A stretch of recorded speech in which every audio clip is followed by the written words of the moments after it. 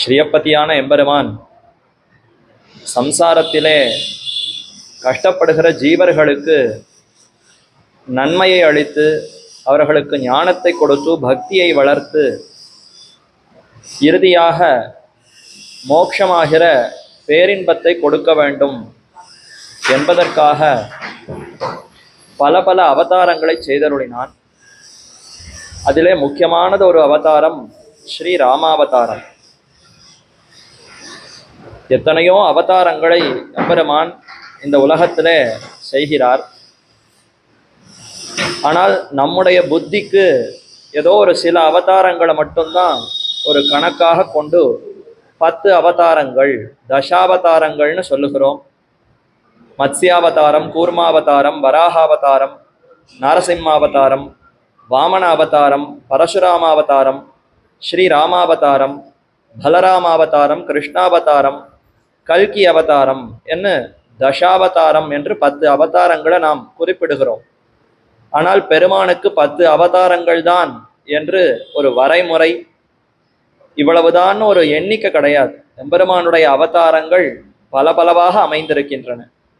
அவர் பல யுகங்களிலும் பலபடியாக பிறக்கிறார். அதைத்தான் வேதமே அஜாயமானஹா பகுதா விஜாயத்தே என்று தெரிவித்தது. இயற்கையில் அவனுக்கு பிறவி கிடையாது. ஆனால் உலகத்தவர்களை ரட்சிக்க வேண்டும், நம் போன்ற சாமானியப்பட்ட ஜனங்களை எல்லாம் நன்றாக கடாட்சித்து அருள வேண்டும் என்பதற்காக எம்பெருமான் பல பல அவதாரங்களை செய்கிறார். அப்படி அவதரிப்பது எதற்காகன்னு ஏற்கனவே பார்த்தோம். பரித்ராணாய சாதூனாம் விநாசாய ச துஷ்கிருதாம் தர்ம சம்ஸ்தாபனார்த்தாய சம்பவாமி யுகே யுகே.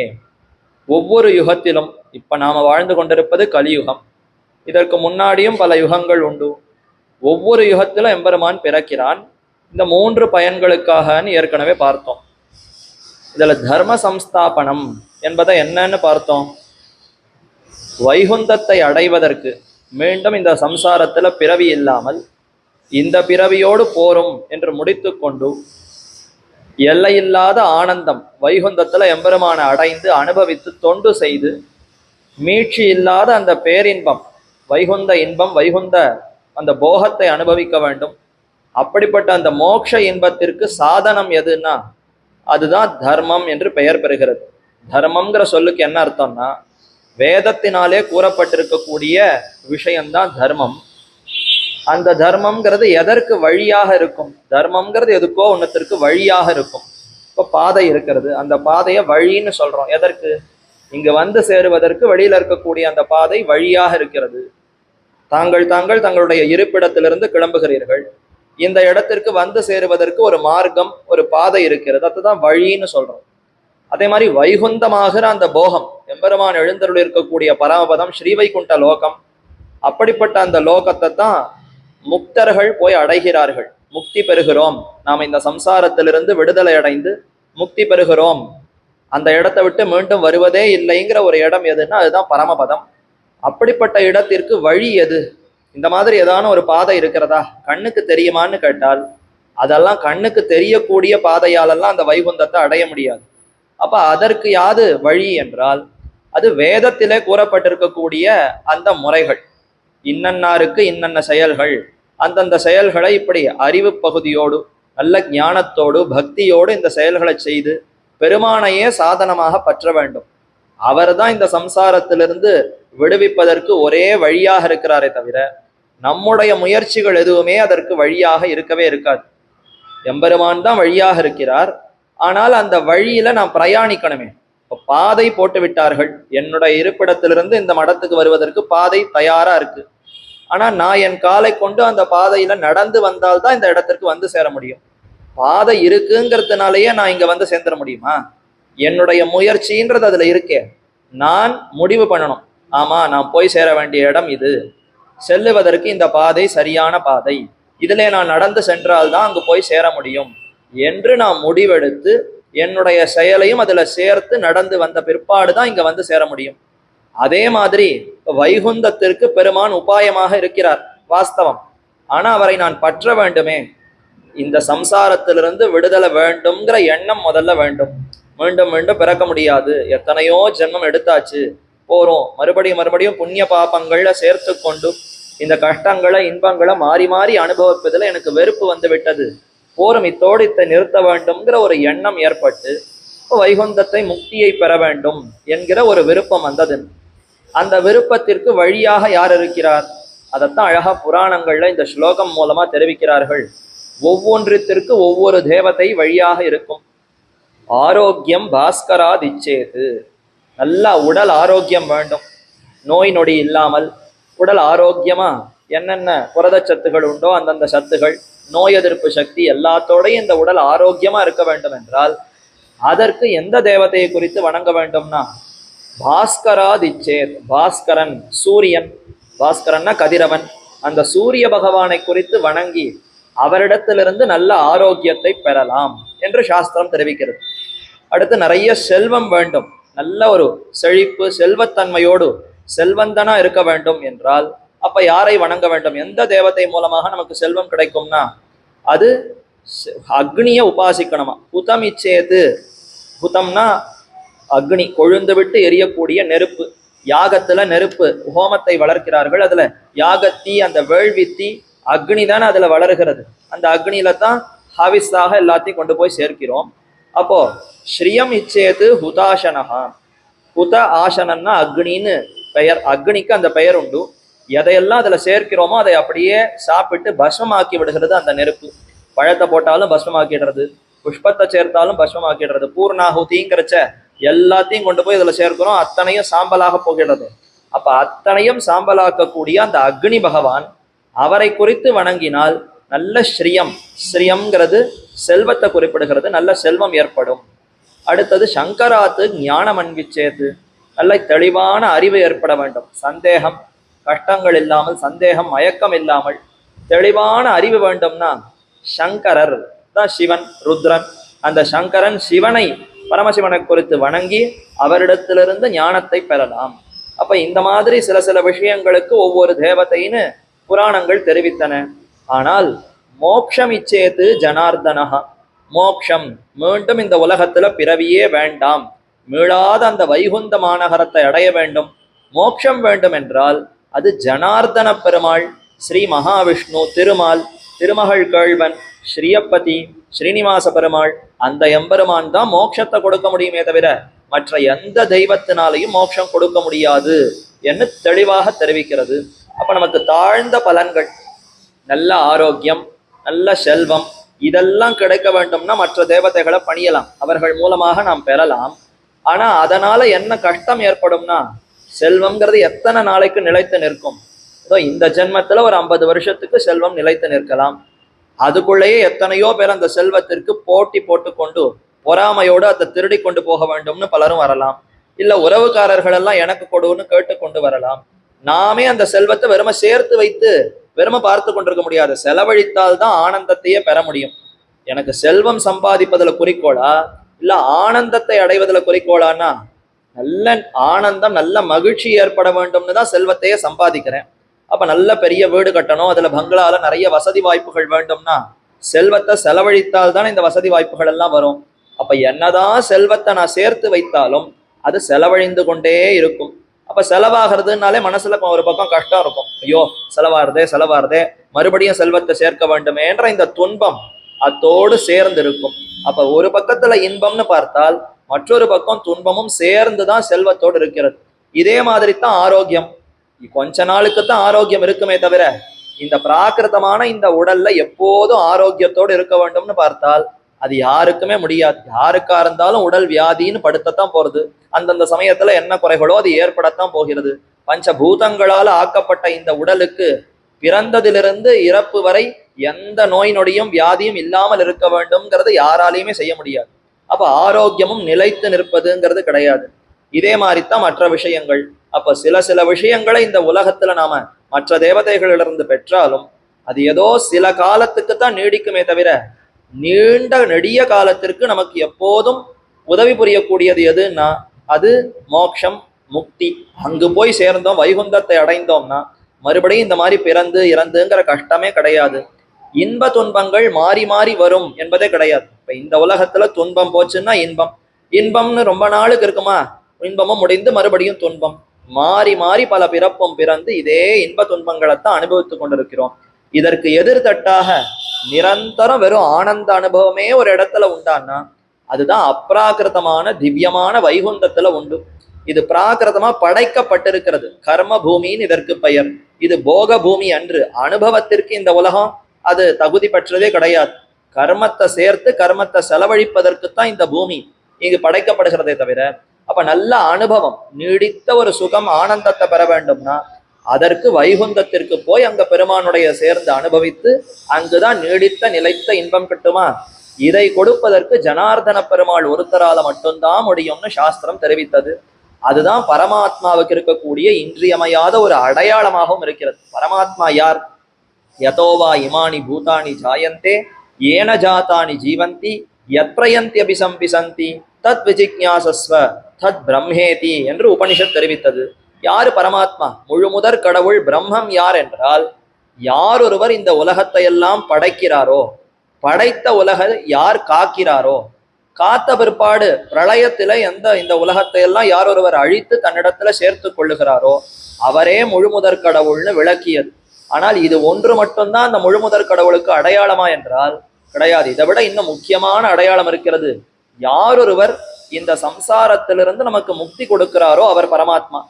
ஜகத்தை படைக்கிறவர் பரமாத்மான்னு பார்க்கிறோம். ஜகத்தையே சொத்தாக கொண்டிருப்பவர் பரமாத்மா.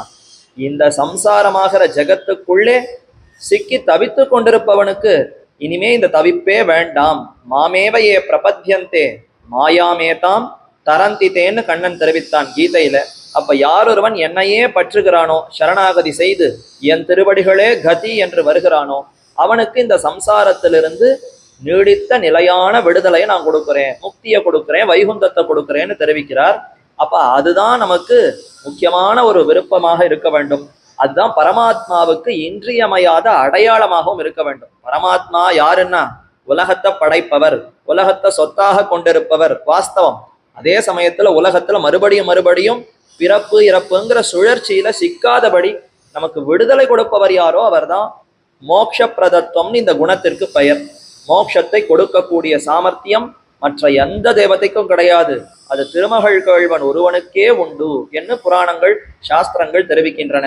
அப்படிப்பட்ட அந்த குணம் அது பரத்வம்னு சேரும். மேன்மை. பெருமானுடைய குணங்களை ரெண்டு வகுப்பா பிரித்து விடலாம். சில குணங்கள் எல்லாம் அவனுடைய பெருமை மேன்மையை தெரிவிக்கும், சில குணங்கள் எல்லாம் அவனுடைய எளிமையை தெரிவிக்கும். எளிமை, ரொம்ப எளிமையானவர், பக்தர்களால ரொம்ப எளிதிலே வணங்கத்தக்கவராக இருக்கிறார். ஒரு புஷ்பத்தை கொண்டு கொடுத்தாலும் ரொம்ப ஆனந்தமா ஏற்பார். என்னால முடிந்த ஏதோ 2 வாழைப்பழம் 2 மல்கோவா மாம்பழம் எதை கொடுத்தாலும் பெருமான் ஏத்துக்கிறார்.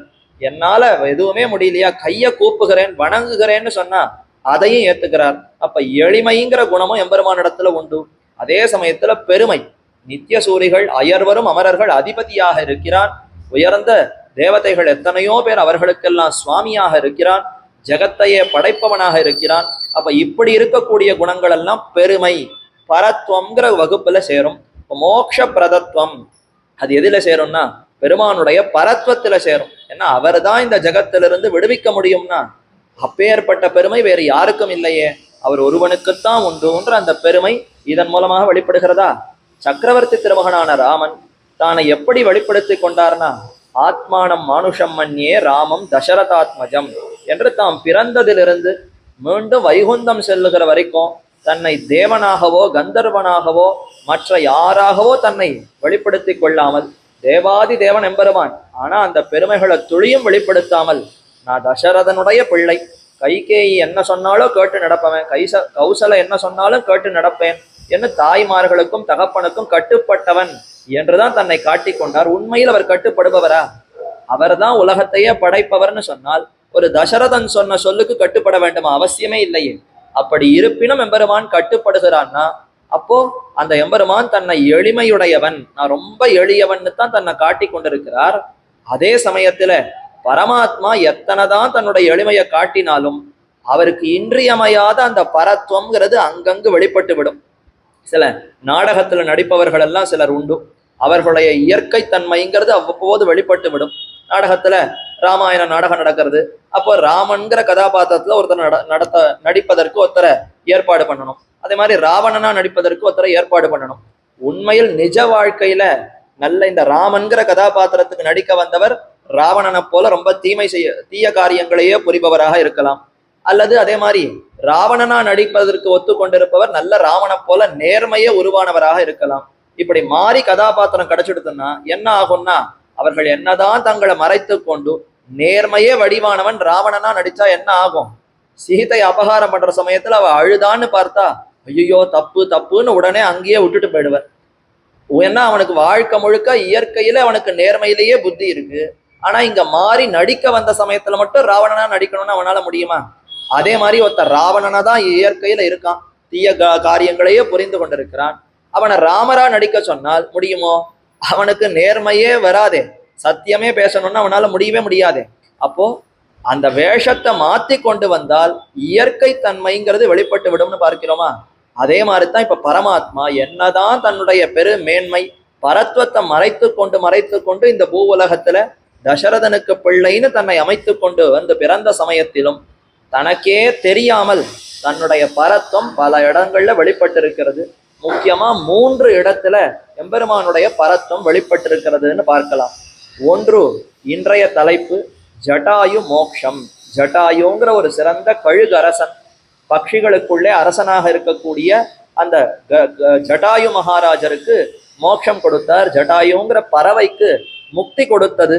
சாமானிய மனுஷன் எங்கேயானு முக்தி கொடுக்க முடியுமா? பரமாத்மா தான் முக்தி கொடுக்க முடியும்னு இவ்வளவு நேரம் பார்த்தோம்.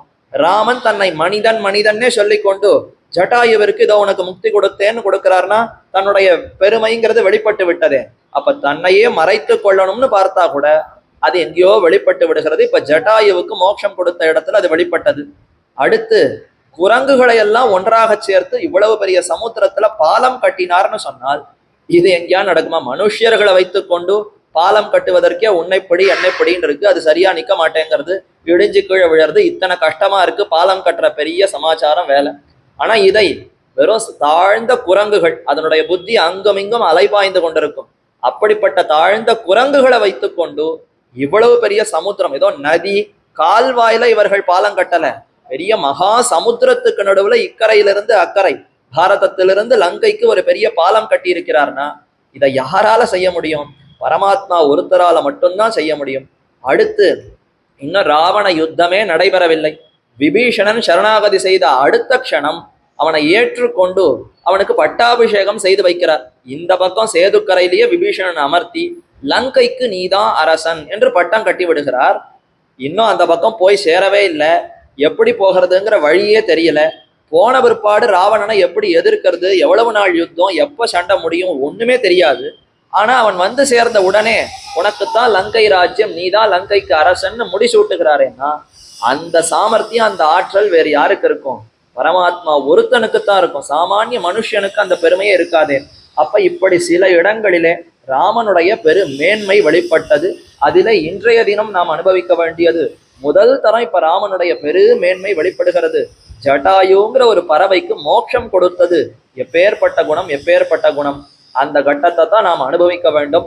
ஆனா அதற்கு முன்னாடி நடந்த சரித்திரங்களை பார்க்க வேண்டுமே. நேற்றைய தினம் பரத பட்டாபிஷேகம், அதாவது பரத சரணாகதி பாதுகா பட்டாபிஷேகம் என்ற அந்த சரித்திரம் வரைக்கும் பார்த்தோம்.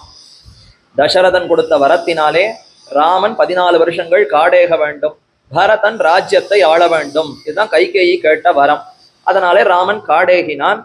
குகனுடைய நெருக்கம், குகனுடைய அந்த தோழமை அது ஏற்பட்டது. குக சக்கியம், குகனை தனக்கு தம்பியாக ஏற்றுக்கொண்டார். அடுத்து அவருடைய படகில கங்கையை கடைந்து சித்திரகூடத்திற்கு வந்தார். பரத்வாஜ முனிவரை சந்தித்தார், சித்திரகூடத்தில தங்கி இருந்தார். அதே சமயத்திலே பரதனுக்கு செய்தி அனுப்பி அவனை அயோத்திக்கு வர செய்யும்படி கைகேயி செய்தாள்.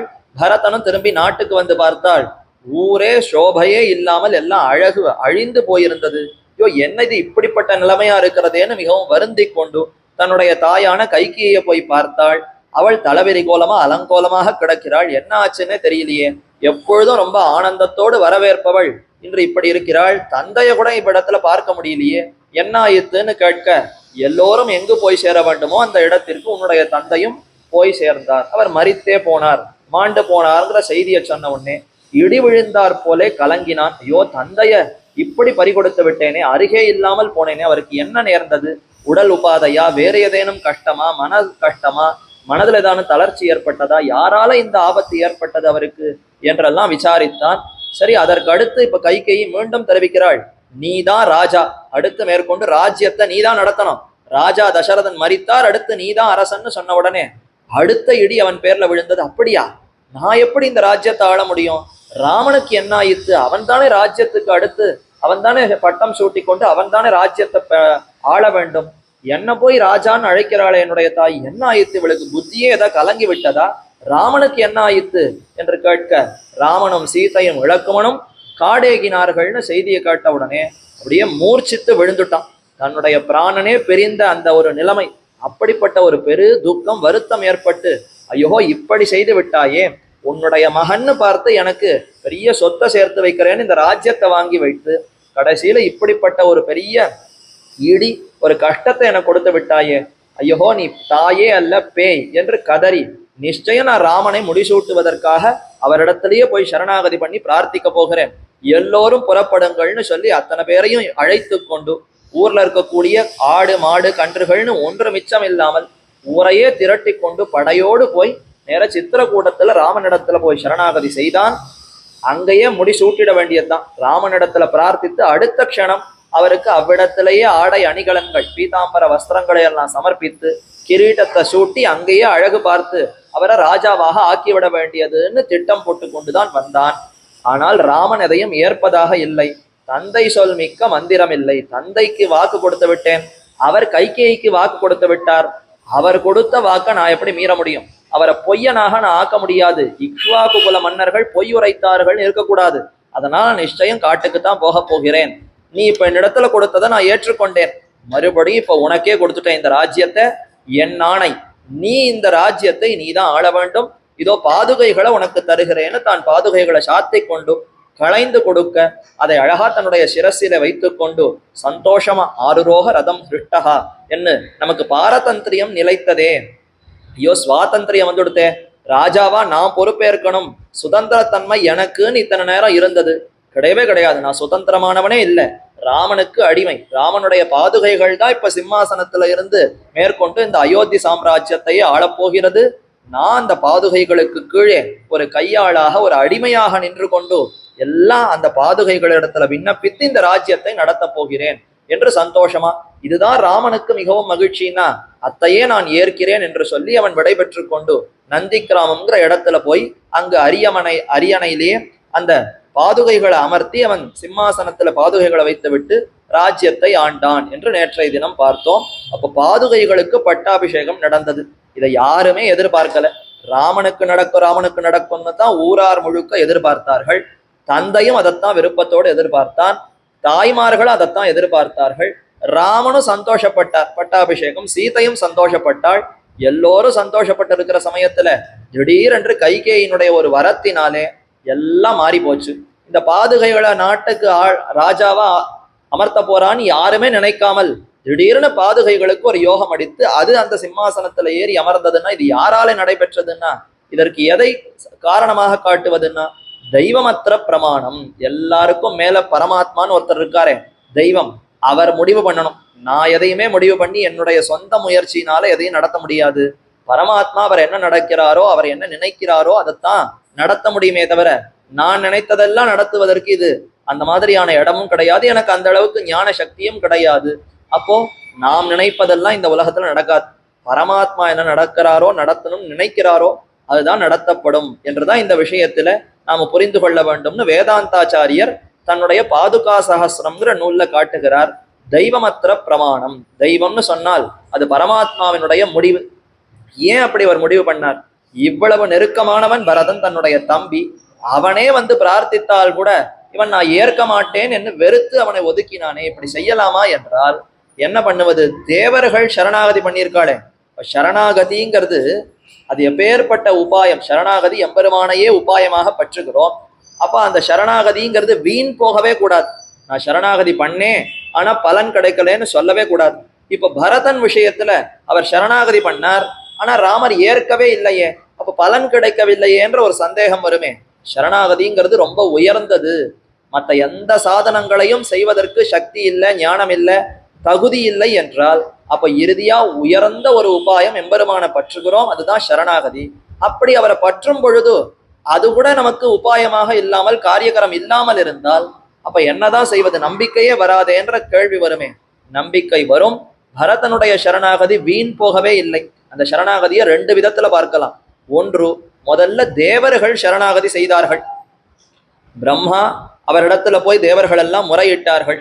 உன்னால வரம் கொடுக்கப்பட்ட ராவணன் கொழுத்து போயிருக்கிறான், எல்லோரையும் ஹிம்சிக்கிறான், அந்த ராவணனை எப்படி அழிப்பதுன்னே தெரியல, நீதான் வரம் கொடுத்திருக்கிற, நீதான் இப்ப அவனை முடிக்க வேண்டும்னு போய் பிரம்மாவின் இடத்துல முறையிட, எனக்கு வரம் கொடுக்க தான் தெரியும், உங்களை காப்பாத்துறதுக்கெல்லாம் என்னால முடியாது, என்னால படைக்க முடியும், வரம் கொடுக்க முடியும், காத்தல்ங்கிறது எப்பவும் விஷ்ணுவுக்கு தானே உரிய செயல், எல்லோரும் புறப்படுவோம், நேர விஷ்ணு திருமாலிடத்துல போய் முறையிடுவோம்னு போய் முறையிட, கண்டிப்பா உங்களுக்காக நான் பிறக்கிறேன், ராவணஸ்ய வதார்த்திபிகி சகிதேவைர் உதீர்ணஸ்ய ராவணஸ்ய வதார்த்திபிகி என்ற ராவனுடைய வதத்தின் பொருட்டு தேவருடைய சரணாகதியை ஏற்றுக்கொண்டு நான் நிச்சயம் தசரதனுடைய பிள்ளையாக அவதரித்து இந்த காரியத்தை செய்வேன்னு அப்பொழுதே உறுதி கொடுத்தான் மகாவிஷ்ணுவான திருமால். அப்ப தேவர்களுடைய சரணாகதி முன்னாடி நடந்ததா? இப்ப அது நடைபெறணுமே. பரதன் பண்ண சரணாகதி பலித்தது. இவன் நேர ராஜ்யத்துக்கு போய் உட்கார்ந்து கொண்டு விட்டால் எப்படி ராவணவதம் நடைபெறும்? அந்த தேவர்கள் பிரார்த்தித்த ராவணன் முதலான அரசுரர்கள் அரக்கர்களை எல்லாம் அழிக்கணும்னா அவர்களோடு ஒரு சண்டைங்கிறது ஏற்பட்டாதான் அழிக்க முடியும். இவர் பாட்டுக்க சொஸ்தமா அயோத்தியில் அமர்ந்து நன்னா ராஜ்யத்தை பார்த்துட்டு இருக்காருன்னா எப்படி அரக்கர்களை அழிப்பது? அப்ப அது நடைபெற வேண்டும். முதல்ல தேவர்கள் தன்னிடத்துல பிரார்த்தித்தார்கள், சரணாகதி செய்து பிரார்த்தித்தார்கள். அந்த சரணாகதி வீண் போகக்கூடாதே, அதற்காக இந்த சரணாகதியை சற்று தள்ளி வைத்தான். இந்த சரணாகதி ஏற்றுக்கொண்டார், ஆனா பலன் உடனே கிடைக்கல, 14 வருஷங்கள் கழித்து கிடைத்தது என்று பார்க்கலாம். அல்லது அவன் என்ன பிரார்த்தித்தான்? என் தலையில சுவாதந்திரியத்தை வைக்காதே, நான் உனக்கு பரதந்திரப்பட்டவன்கிறத எனக்கு நீ நிரூபித்து காட்ட வேண்டும், என்னுடைய பாரதந்திரிய ஸ்வரூபத்தை என்னிடத்துல இருக்கும்படி நீ செய்ய வேண்டும்னு பிரார்த்தித்தான். அவ்வளவுதானே. என்னுடைய சொத்தை இப்ப உனக்கு கொடுத்து நான் விரும்பும்படி நீ ராஜ்யத்தை நடத்து, எனக்கு அதுதான் விருப்பம் பரதா, என்னுடைய விருப்பம் தானே நீ செய்ய வேண்டும், இதுதான் எனக்கு விருப்பம் அப்படின்னு ராமன் சொல்லிவிட்டார்னா அப்ப பாரதந்திரியம்ங்கிறத அங்க சித்தித்து விடுமே. ஏன்னா ராமனுக்கு எது விருப்பமோ அதை நான் செய்வதுதான் பாரதந்திரியம், அவருக்கு இதுதான் விருப்பம்னா கண்டிப்பா நான் செய்கிறேன், அதை ஏற்றுக்கொண்டான். அப்ப சரணாகதி வீண் போகவில்லை.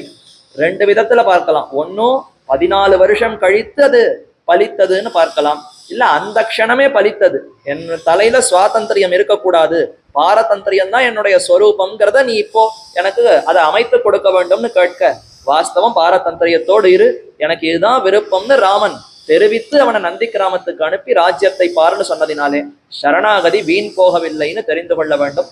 ஆக இது வரைக்கும் பரத சரணாகதி பாதுகா பட்டாபிஷேகம் வரைக்கும் பார்த்துட்டோம். இனி மேற்கொண்டு சரித்திரம் நகர வேண்டுமே. இதற்கப்புறம் ராமன் யோசிக்கிறார், சித்திரக்கூட்டத்திலேயே நாம இருந்து கொண்டிருந்தால் இப்ப ஊருக்கு வர முழுக்க இங்க வந்து பார்த்துட்டு போயிட்டா, என்னுடைய இருப்பிடம் இங்குதான் அத்தனை பேரும் புரிஞ்சுட்டாளே, அப்ப நாளையில இருந்து என்ன ஆகும்? எல்லாரும் ஊர்ல இருந்து நான் இன்னைக்கு போய் ராமனை பார்த்துட்டு வரேன், அடுத்த நாள் இன்னொரு குடும்பத்துல நான் போய் ராமனை பார்த்துட்டு வரேன், இப்படின்னு ஊர்ல இருக்கிறவா அத்தனை பேரும் ஒவ்வொருத்தரும் ஒவ்வொரு நாள், இப்ப நாமெல்லாம் திருமலை யாத்திரைக்கு சீட்டு குலுக்கி போடுறதுல அப்பப்போ முன்பதிவு செய்து வைக்கிறோமே, அந்த மாதிரி இவெல்லாம் முன்பதிவு செய்து கொண்டு ஒவ்வொரு நாள் ஒவ்வொருத்தர் ராமரை சேவிச்சுட்டு வரேன்னு கிளம்பி வந்தால் இது காடாக இருக்காது, நாடாக மாறி போகும். அப்புறம் பாதையெல்லாம் அமைக்கப்பட்டு எல்லோரும் தினப்படி வந்து செல்லக்கூடிய இடமாக மாறிவிடும். அதனால நாம எங்கு இருக்கிறோம்ங்கிறதே ஊராருக்கு தெரியக்கூடாது. அப்படி இருந்தாதான் காட்டுல வாழ்கிறோம், வனவாசம்னு பெயர். எல்லாரோடையும் சேர்ந்து நண்பர்கள் உறவர்காரரோட சேர்ந்து இருந்தா இது வனவாசம் இல்லையே. அதனால சித்திரக்கூட்டத்துல இனிமே நமக்கு இருப்பிடம் இருக்கக்கூடாதுன்னு யோசித்தவர் மேற்கொண்டு தண்டகாரண்யம்ங்கிற பெரிய காடு, இதற்கு அடுத்துதான் பெரிய காடு இருக்கு, அதற்குள்ளே நுழையலாம், அங்கு போய் இருந்து மேற்கொண்டு அங்க இருக்கக்கூடிய ரிஷிகளை எல்லாம் பார்த்து சேவித்து அங்கு இருக்க வேண்டும்னு முடிவு செய்கிறார். அப்படி போவதற்கு முன்பாக அத்ரி அனசூயா என்று 2 தம்பதிகள், அத்ரி மகாரிஷி, 7 ரிஷிகளுக்குள்ளே மிகவும் உயர்ந்தவர், அந்த அத்ரி அவருடைய பத்னியான அனசூயை, அவர்கள் வாழ்ந்து கொண்டிருக்கக்கூடிய ஆசிரமத்துக்குள்ள போகிறார். அத்ரி அனசூயா ஆசிரமத்திற்குள்ள போய் அத்ரி ரிஷிய வணங்குகிறார். அவரிடத்துல தன்னுடைய செய்தியெல்லாம் தெரிவிக்கிறார். இந்த மாதிரி தசரதன் அவர் இப்படி வரம் வாங்கினதுன்னா, அவர் வரம் கொடுத்ததினாலே இப்படி காடு ஏக வேண்டிய ஒரு சந்தர்ப்பம் ஏற்பட்டதுன்னு சொல்லி அத்ரி முனிவரிடத்துல வந்து சரணாகதி செய்து எனக்கு சிறந்த தர்மங்களை எல்லாம் உபதேசிக்க வேண்டும், இனி மேற்கொண்டு காட்டுல எப்படி வாழ்வது, எப்படி தர்மத்தை கடைபிடிப்பதுன்னு எல்லாம் நீ உபதேசிக்க வேண்டும்னு கேட்க அத்திரி ரிஷியும் அவருக்கு எல்லாத்தையும் உபதேசித்தார். அடுத்து அனசூயை, அவள் ரொம்ப பதிவிரதா சிரோமணி. அப்படிப்பட்டவளை சீதையை பார்த்து அத்திரி ரிஷி தெரிவிக்கிறார், அம்மா இவளை நீ தாயாக கருத வேண்டும். எப்படி உன்னுடைய ஜனக குலத்துல இருக்கக்கூடிய தாய்மார்களோ அதே மாதிரி புகுந்த இடத்துல இருக்கக்கூடிய மாமியார்கள் தாய்மார்கள் இருக்கிறார்களோ அதே போல இந்த அனசூயம் நீ பதிவிரதா சிரோமணியான அனசூயையை சிறந்த தாயாக கொண்டு வணங்க வேண்டும்னு சொல்ல அவளும் வணங்குகிறாள். அப்ப அந்த அனசூயை, அனசூயான்ற பேருக்கே உயர்ந்த பொருள் இருக்கிறது. அசூயான்னா பொறாமை. அடுத்தவர்களிடத்துல இருக்கக்கூடிய நன்மையை பார்த்தால் அது பொறுக்காது. அது என்ன அவன் பெரிய நல்லவன், அவன் எவ்வளவு கெட்டவன் எனக்கு தெரியாதா அப்படின்னு உண்மையில் அவன் நல்லவனா இருந்தா கூட அந்த நன்மையே என்னுடைய மனசால தீமைன்னு ஒருத்தன் பார்க்கிறான்னு சொன்னா அதுதான் அசூயான்னு பெயர். பொறாமை, பொறுத்து கொள்ளாமை. இவளுக்கு அந்த மாதிரியான தன்மையே கிடையாதான். அது ஆச்சரியம் இல்லை, அவளை பார்த்து இன்னொருத்தரும் பொறாமப்பட முடியாதான். அவள் யாரிடத்திலையும் பொறாமை கொள்ள மாட்டாள், அது இருக்கட்டும். அவளை பார்த்து மற்றொருவரும் பொறாமை கொள்ள முடியாது. அந்த அளவுக்கு உயர்ந்தவளா அந்த அனசூயை. அவள் இப்ப சற்று பொறாமையா இருக்கிற மாதிரி சீதை நடத்துல கேட்கிறாள், அம்மா உனக்கு சிறந்த கல்யாணம் நடைபெற்றதாமே, பெரிய சிவதனுச சொல்பமாக வைத்து அத்தை முறிப்பவர்களுக்குத்தான் கல்யாணம், மாப்பிள்ளை அவர்தான் மாப்பிள்ளையாக வரிக்கப் போகிறேன்னு ஜனகர் சொன்னாராமே, எப்படி நடைபெற்றது அந்த கல்யாணம், அதை பத்தி எனக்கு சொல்லு என்று கேட்க சீதா பிராட்டி நிதானமா தன்னுடைய கல்யாண வைபவத்தை மிகவும் சந்தோஷமா தெரிவித்தாளாம். மதுரமான அந்த பேச்சோடு, இனிமையான பேச்சோடு சீதா பிராட்டி அத்தனையும் தெரிவிக்க கேட்டு மிகவும் சந்தோஷப்பட்டாள் அந்த அனசூயை.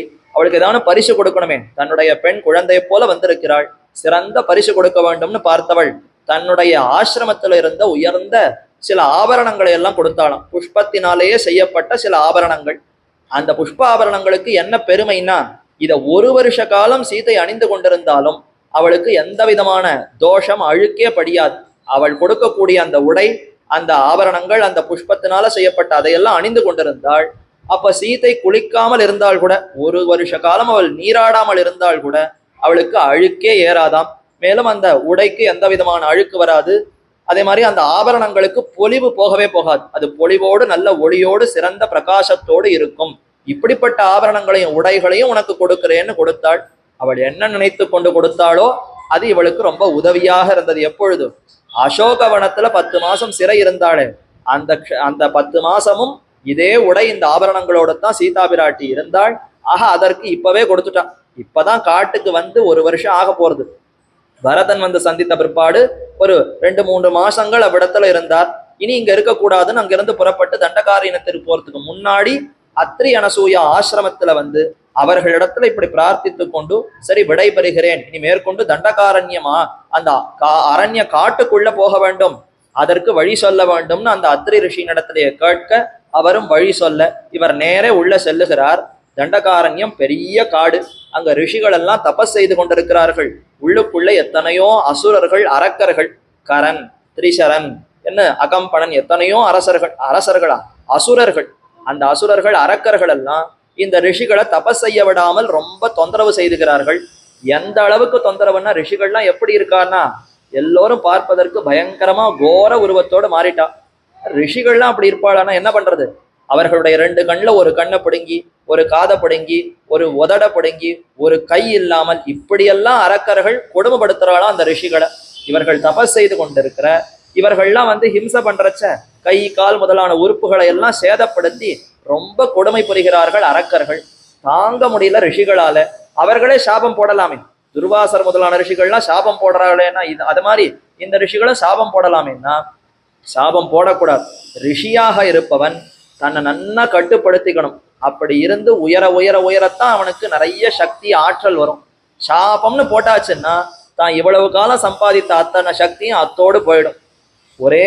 ஒருத்தருக்கு மட்டும் விதிவிலக்கு, துர்வாசருக்கு மட்டும் அது விதிவிலக்கு. அவர் சாபம் இட இட அவருக்கு சக்தியும் ஆற்றலும் பெருகிறான். ஒருத்தரை பார்த்து சாபம் போட்டார்னா அவருக்கு அந்த சாபம் போடுவதற்கு எத்தனை சக்தி ஆற்றல் இருந்ததோ அது 2 மடங்கா அவருக்கு பெருகி விடுமா. இது துர்வாசருக்கு ஏதோ அவருக்கு மட்டும் அப்படிப்பட்ட ஒரு வரம் ஏற்பட்டது. ஆனா விஸ்வாமித்திரர் அவர் போய் ஒவ்வொரு இடத்துலையும் கலங்குகிறார், சாபமிடுகிறார், அத்தோடு சக்தி போய் விடுகிறது. மீண்டும் போய் தபஸ் செய்ய வேண்டும் அமருகிறார். இப்படி பல காலம், பல ஆயிரமான ஆண்டுகள் தபஸ் செய்த பிற்பாடு, நல்ல புலன்களை அடக்கின பிற்பாடுதான் பிரம்ம ரிஷியாக ஆனார். வசிஷ்டர் வாயாலேயே பிரம்ம ரிஷி பெற்றம் பெற்றாருங்கிறது ரொம்ப பிரயத்தனப்பட்ட பிற்பாடுதான் கிடைத்தது. அப்ப ரிஷியாக ஒருத்தன் முன்னேற வேண்டும்னா இந்த மாதிரி ஆஷா பாஷங்களுக்கு கட்டுப்படக்கூடாது. யாரோ ஒருத்தர் தனக்கு துன்பம் கொடுக்கிறாருன்னா உடனே அதற்காக வருந்தி போய் சட்டென்று சாபம் கொடுப்பதுங்கிறதெல்லாம் கூடாது. அதனால நாங்கள் எதையுமே செய்யாமல் இருக்கிறோம்னு அந்த ரிஷிகள் ஏதும் செய்யாமல் இந்த துன்பத்தை எல்லாம் சகித்து கொண்டிருக்கிறார்கள். அவர்கள்லாம் இப்ப கும்பலா கூடி நின்று பேசுகிறார்களாம். என்னமோ நம்ம காட்டை அப்படியே ஏதோ கருப்பு ஒரு நிழல் திட்டு அப்படி மூடுகிறதே. ஏற்கனவே காடு அடர்ந்துதான் இருக்கு, ஆனா அதற்கு மேல இப்ப இன்னும் நிழல் அப்படியே மூடிக்கொண்டு வர மாதிரி இருக்கே, இது எதனால இருக்கும் என்று கேட்க, அதுவா ராமனுடைய நிழல். ராமன்கிறவர் எப்படிப்பட்டவர்? நல்ல கருநீல மேகவர்ணன், நல்ல கருப்பு மேகங்கள், காருண்ட மேகங்கள் எப்படி இருக்குமோ அது மாதிரி கருநீல வண்ணனாகத்தான் ராமன் இருக்கிறான். நாம படத்துல பார்க்கும்போது பச்சை நிறத்துல சேவிக்கிறோம், அது கூட கரும் பச்சை வர்ணம். கரு நீளத்திலையும் இருப்பார், அல்ல கரும் பச்சை வர்ணத்திலையும் இருப்பார். அப்படிப்பட்ட எம்பெருமான் அப்படி காட்டுக்குள்ள நுழைகிறார்னா அவருடைய அந்த ஒளி, அவருடைய அந்த பிரகாசம் எல்லாம் காடு முழுக்க வீசுகிறதாம். அதனால அதுவே ஒரு நிழல் படுகிற மாதிரி அமைந்திருக்கிறது. அதை கண்டு இப்ப ரிஷிகள் எல்லாம் ஆச்சரியப்படுறா. ஓ, இந்த ஒரு தன்மை, இந்த ஒரு பிரகாசம் எதனால ஏற்பட்டதுன்னா அது நிச்சயம் ராமனுடைய வருகையினால்தான் இருக்குமே தவிர மற்றொன்று கிடையாது. உறுதியாக ராமன் நம்முடைய இருப்பிடத்தை நோக்கி வந்து கொண்டிருக்கிறான் என்ன அனைவருமாக ராமன் எந்த திக்கில எப்படி வருகிறான்னு எதிர்கொண்டு போய் அவனை வரவேற்க வேண்டும்னு நிற்கிறார்கள். பார்த்து அப்படியே ஆச்சரியப்படுகிறார்கள். என்ன அழகு, என்ன அழகு, ரொம்ப ஆச்சரியமா வருகிறானே ராமனும் சீதையும் லக்ஷ்மணரும். அப்படியே நடந்து வருகிற அழக பார்த்தால் அக்ரதஸ்து ராமஹா பிருஷ்டதஸ்து தனுஷ்பாணிகி சீதா மத்தியே சுமத்தியமா. முதல்ல ராமன் நடந்து போகிறானாம், கையில பெரிய வில்லு கோதண்டத்தை ஏந்தி கொண்டு. முன்னாடி அக்ரதஸ்தே கமிஷ்யாமி, முதல்ல ராமன் நடக்கிறான். அடுத்து நடுவிலே ரொம்ப மெல்லிய இடை கொண்டவளான சீதை, சீதா மத்தியே சுமத்தியமா, ரொம்ப இடையழகுல அவளுக்கு விஞ்சினபவள் யாருமே கிடையாதாம். சிறந்த இடையழகோடு கூடியிருக்கக்கூடிய சீதை அவள் நடுவே செல்லுகிறாள். பின்னாடி தனுஷ்பாணிகி வில்லை ஏந்தி கொண்டு லக்ஷ்மணர் இளைய பெருமாள் அவர் நடக்கிறாராம். அப்ப இப்படி 3 பேரும் நடந்து போகிறார்கள். ஹா என்ன ரிஷி ஆச்சரியப்படுகிறார். என்னமா நடக்கிறா, என்னமா நடக்கிறா. வேதம் பிரணவத்தை சொல்லித்து, அகாரம் உகாரம் மகாரம்னு 3 எழுத்துக்களை சேர்த்து பிரணவத்தை சொல்லித்து. அது ஏதோ வெறும் காதாலத்தான் கேட்டு கேட்டு உணர்ந்திருக்கிறோம், இப்பதான் கண்ணாலேயே பார்க்கிறோம். பிரணவமே நடந்து செல்லுகிறா போல இருக்கிறதே. ஏன் பிரணவத்துல 3 எழுத்துகள், அந்த 3 எழுத்தினுடைய வெளிப்பாடாகத்தான் இந்த மூவரும் இருக்கிறார்களாம். அகாரம் பகவானை சொல்லுமா? ஸ்ரீராமன் தானே இந்த பகவான். அப்ப ராமனே பகவான், அவரே ஆங்கிற எழுத்துக்கு அங்க வழிகாட்டி கொண்டு நிற்கிறார். அடுத்து ஊங்கிற எழுத்து என்ன சொல்லும்?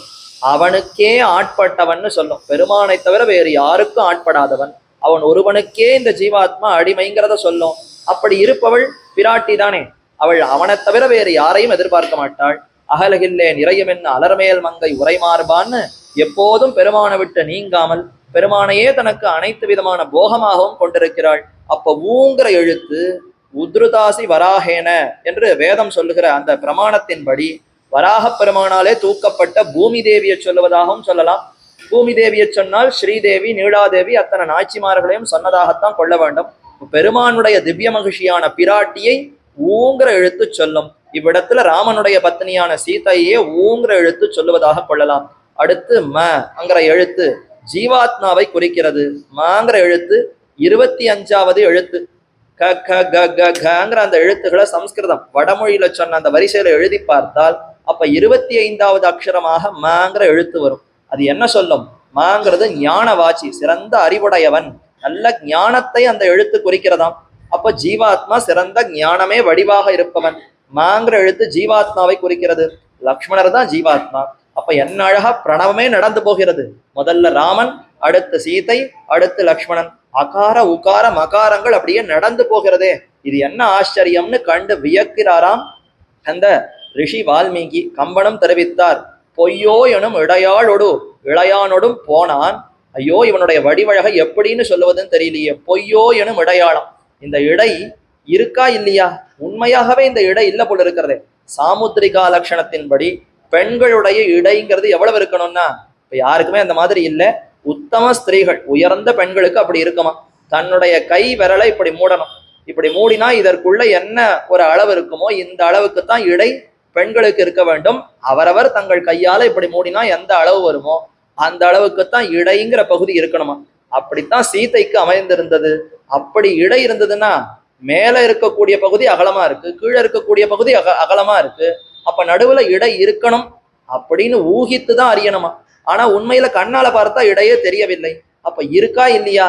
பொய்யான இடையோடு இவள் செல்லுகிறாள் போல இருக்கலே. பொய்யோ எனும் இடையாளோடும் இளையானோடும், இளையவனான லக்ஷ்மணனோடும் இவன் போனான். இவனுடைய அழகை என்னன்னு சொல்லுவது? மையோ மரதகமோ மரிகடலோ மழைமுகிலோ, இவனுடைய வடிவழகை எப்படி வர்ணிப்பதுன்னே தெரியலையே. மையாலேயே செய்யப்பட்ட ஒரு திருமேனியா, கண்ணுக்கு மை பூசிக்கிறோமே அந்த மையாலேயே ஒரு உருவமா இவன், அல்லது மேகத்தினாலே ஒரு செய்யப்பட்ட உருவமா, இல்ல கடலாலேயே ஒரு உருவம் செய்யப்பட்டவனா, இல்ல மரகத கல் பச்சை மரகத கல்லாலேயே செய்யப்பட்ட உருவமா, இவனை எப்படின்னு சொல்லுவதுன்னே தெரியவில்லையேன்னு கம்பன் வியக்கிறான். அப்படி ஆச்சரியமா தெரிவிக்கிறார்.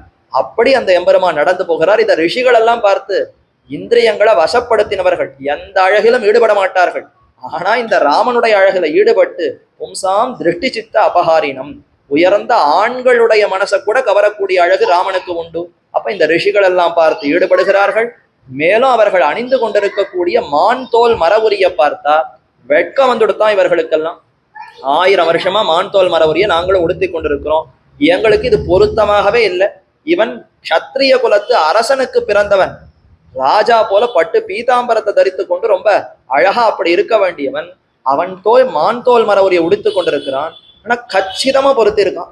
அவனுக்கு இந்த மான் தோல் மரவுரி பொருந்தினா போலே வேறு யாருக்குமே பொருந்தவில்லை. என்ன அழகா உடுத்தி கொண்டிருக்கிறார். இப்பதான் சில மாதங்களாகத்தான் உடுத்து கொண்டிருக்கிறார்.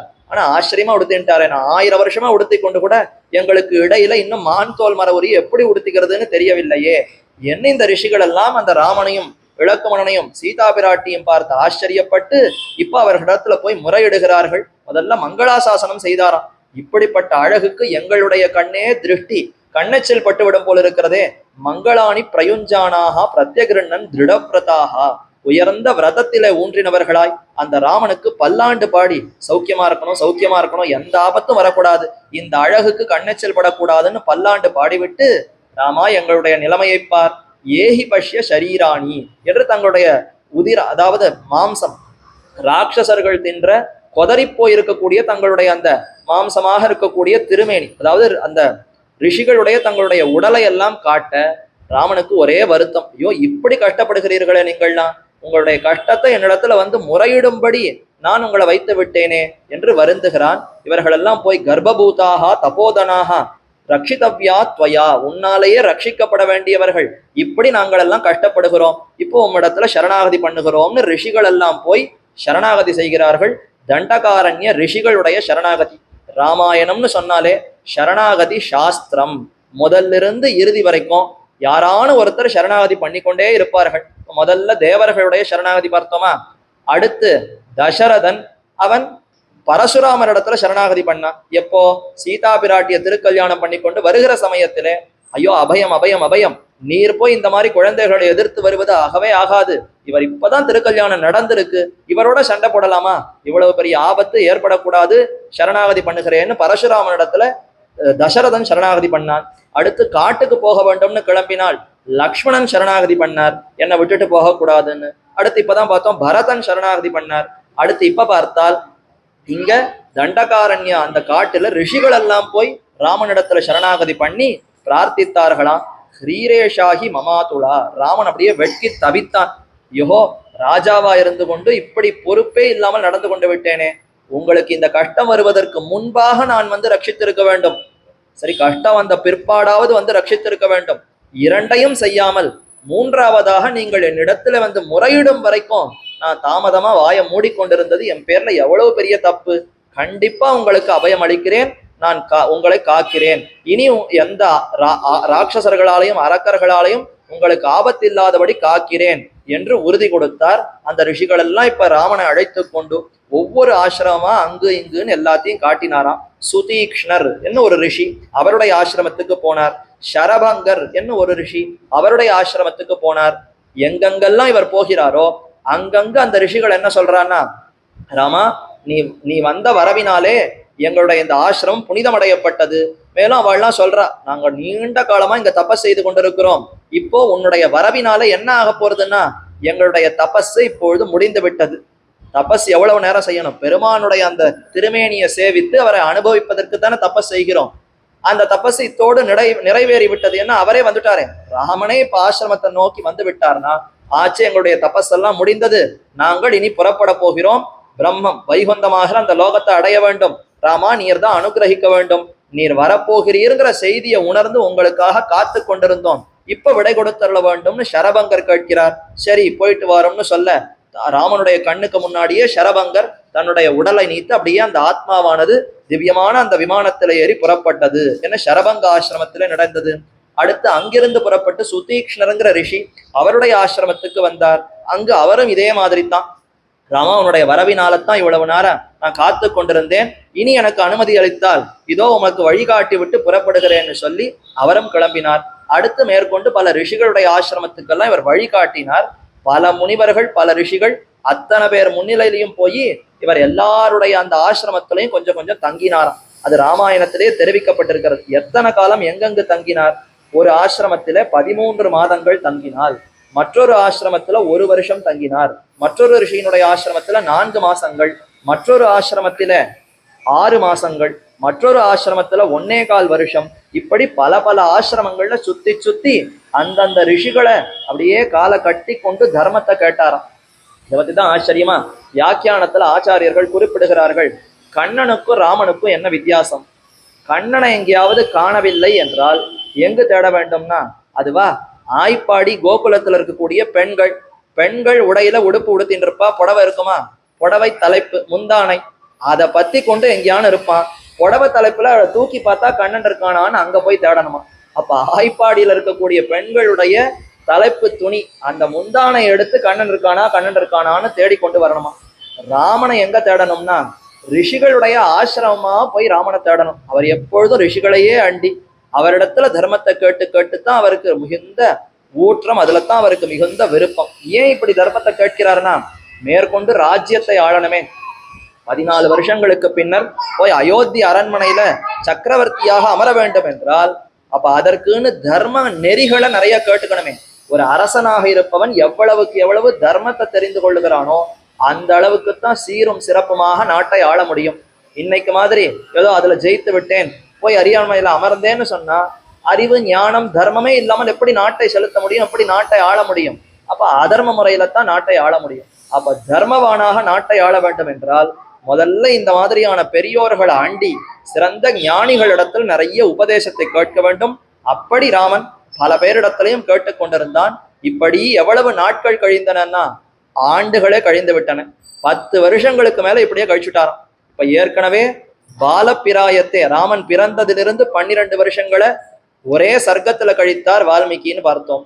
அடுத்துக்கு திருக்கல்யாணம் ஆன பிற்பாடு 12 வருஷங்களை அதே சர்க்கத்துல கழித்து விட்டார் வால்மீகி. அடுத்து இப்ப ஒரே சர்க்கத்துல 10 வருஷத்தை தாண்டிட்டார். பரதன் வந்து சரணாகதி பண்ண பிற்பாடு அப்படி சித்திரக்கூடத்தை விட்டு தண்டகாரண்யத்துக்கு வந்தார், ரிஷிகளை எல்லாம் சந்தித்தார், அங்கு வசித்தார்.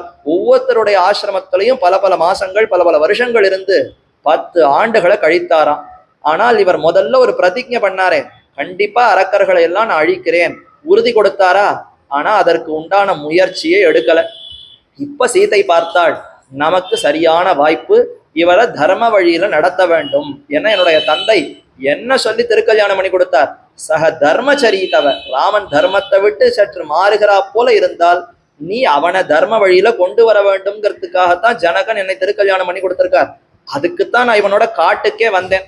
காட்டுக்கு ராமன் புறப்படுகும் பொழுது சீதை இடத்துல சொன்னான், அம்மா நான் காட்டுக்கு போய் தபஸ் செய்ய வேண்டும், அந்த இடத்துல பெண்களான உன்னையெல்லாம் அழைத்து கொண்டு போனால் உன்னை பாதுகாப்பு தான் எனக்கு பெரிய வேலையா போயிடும்.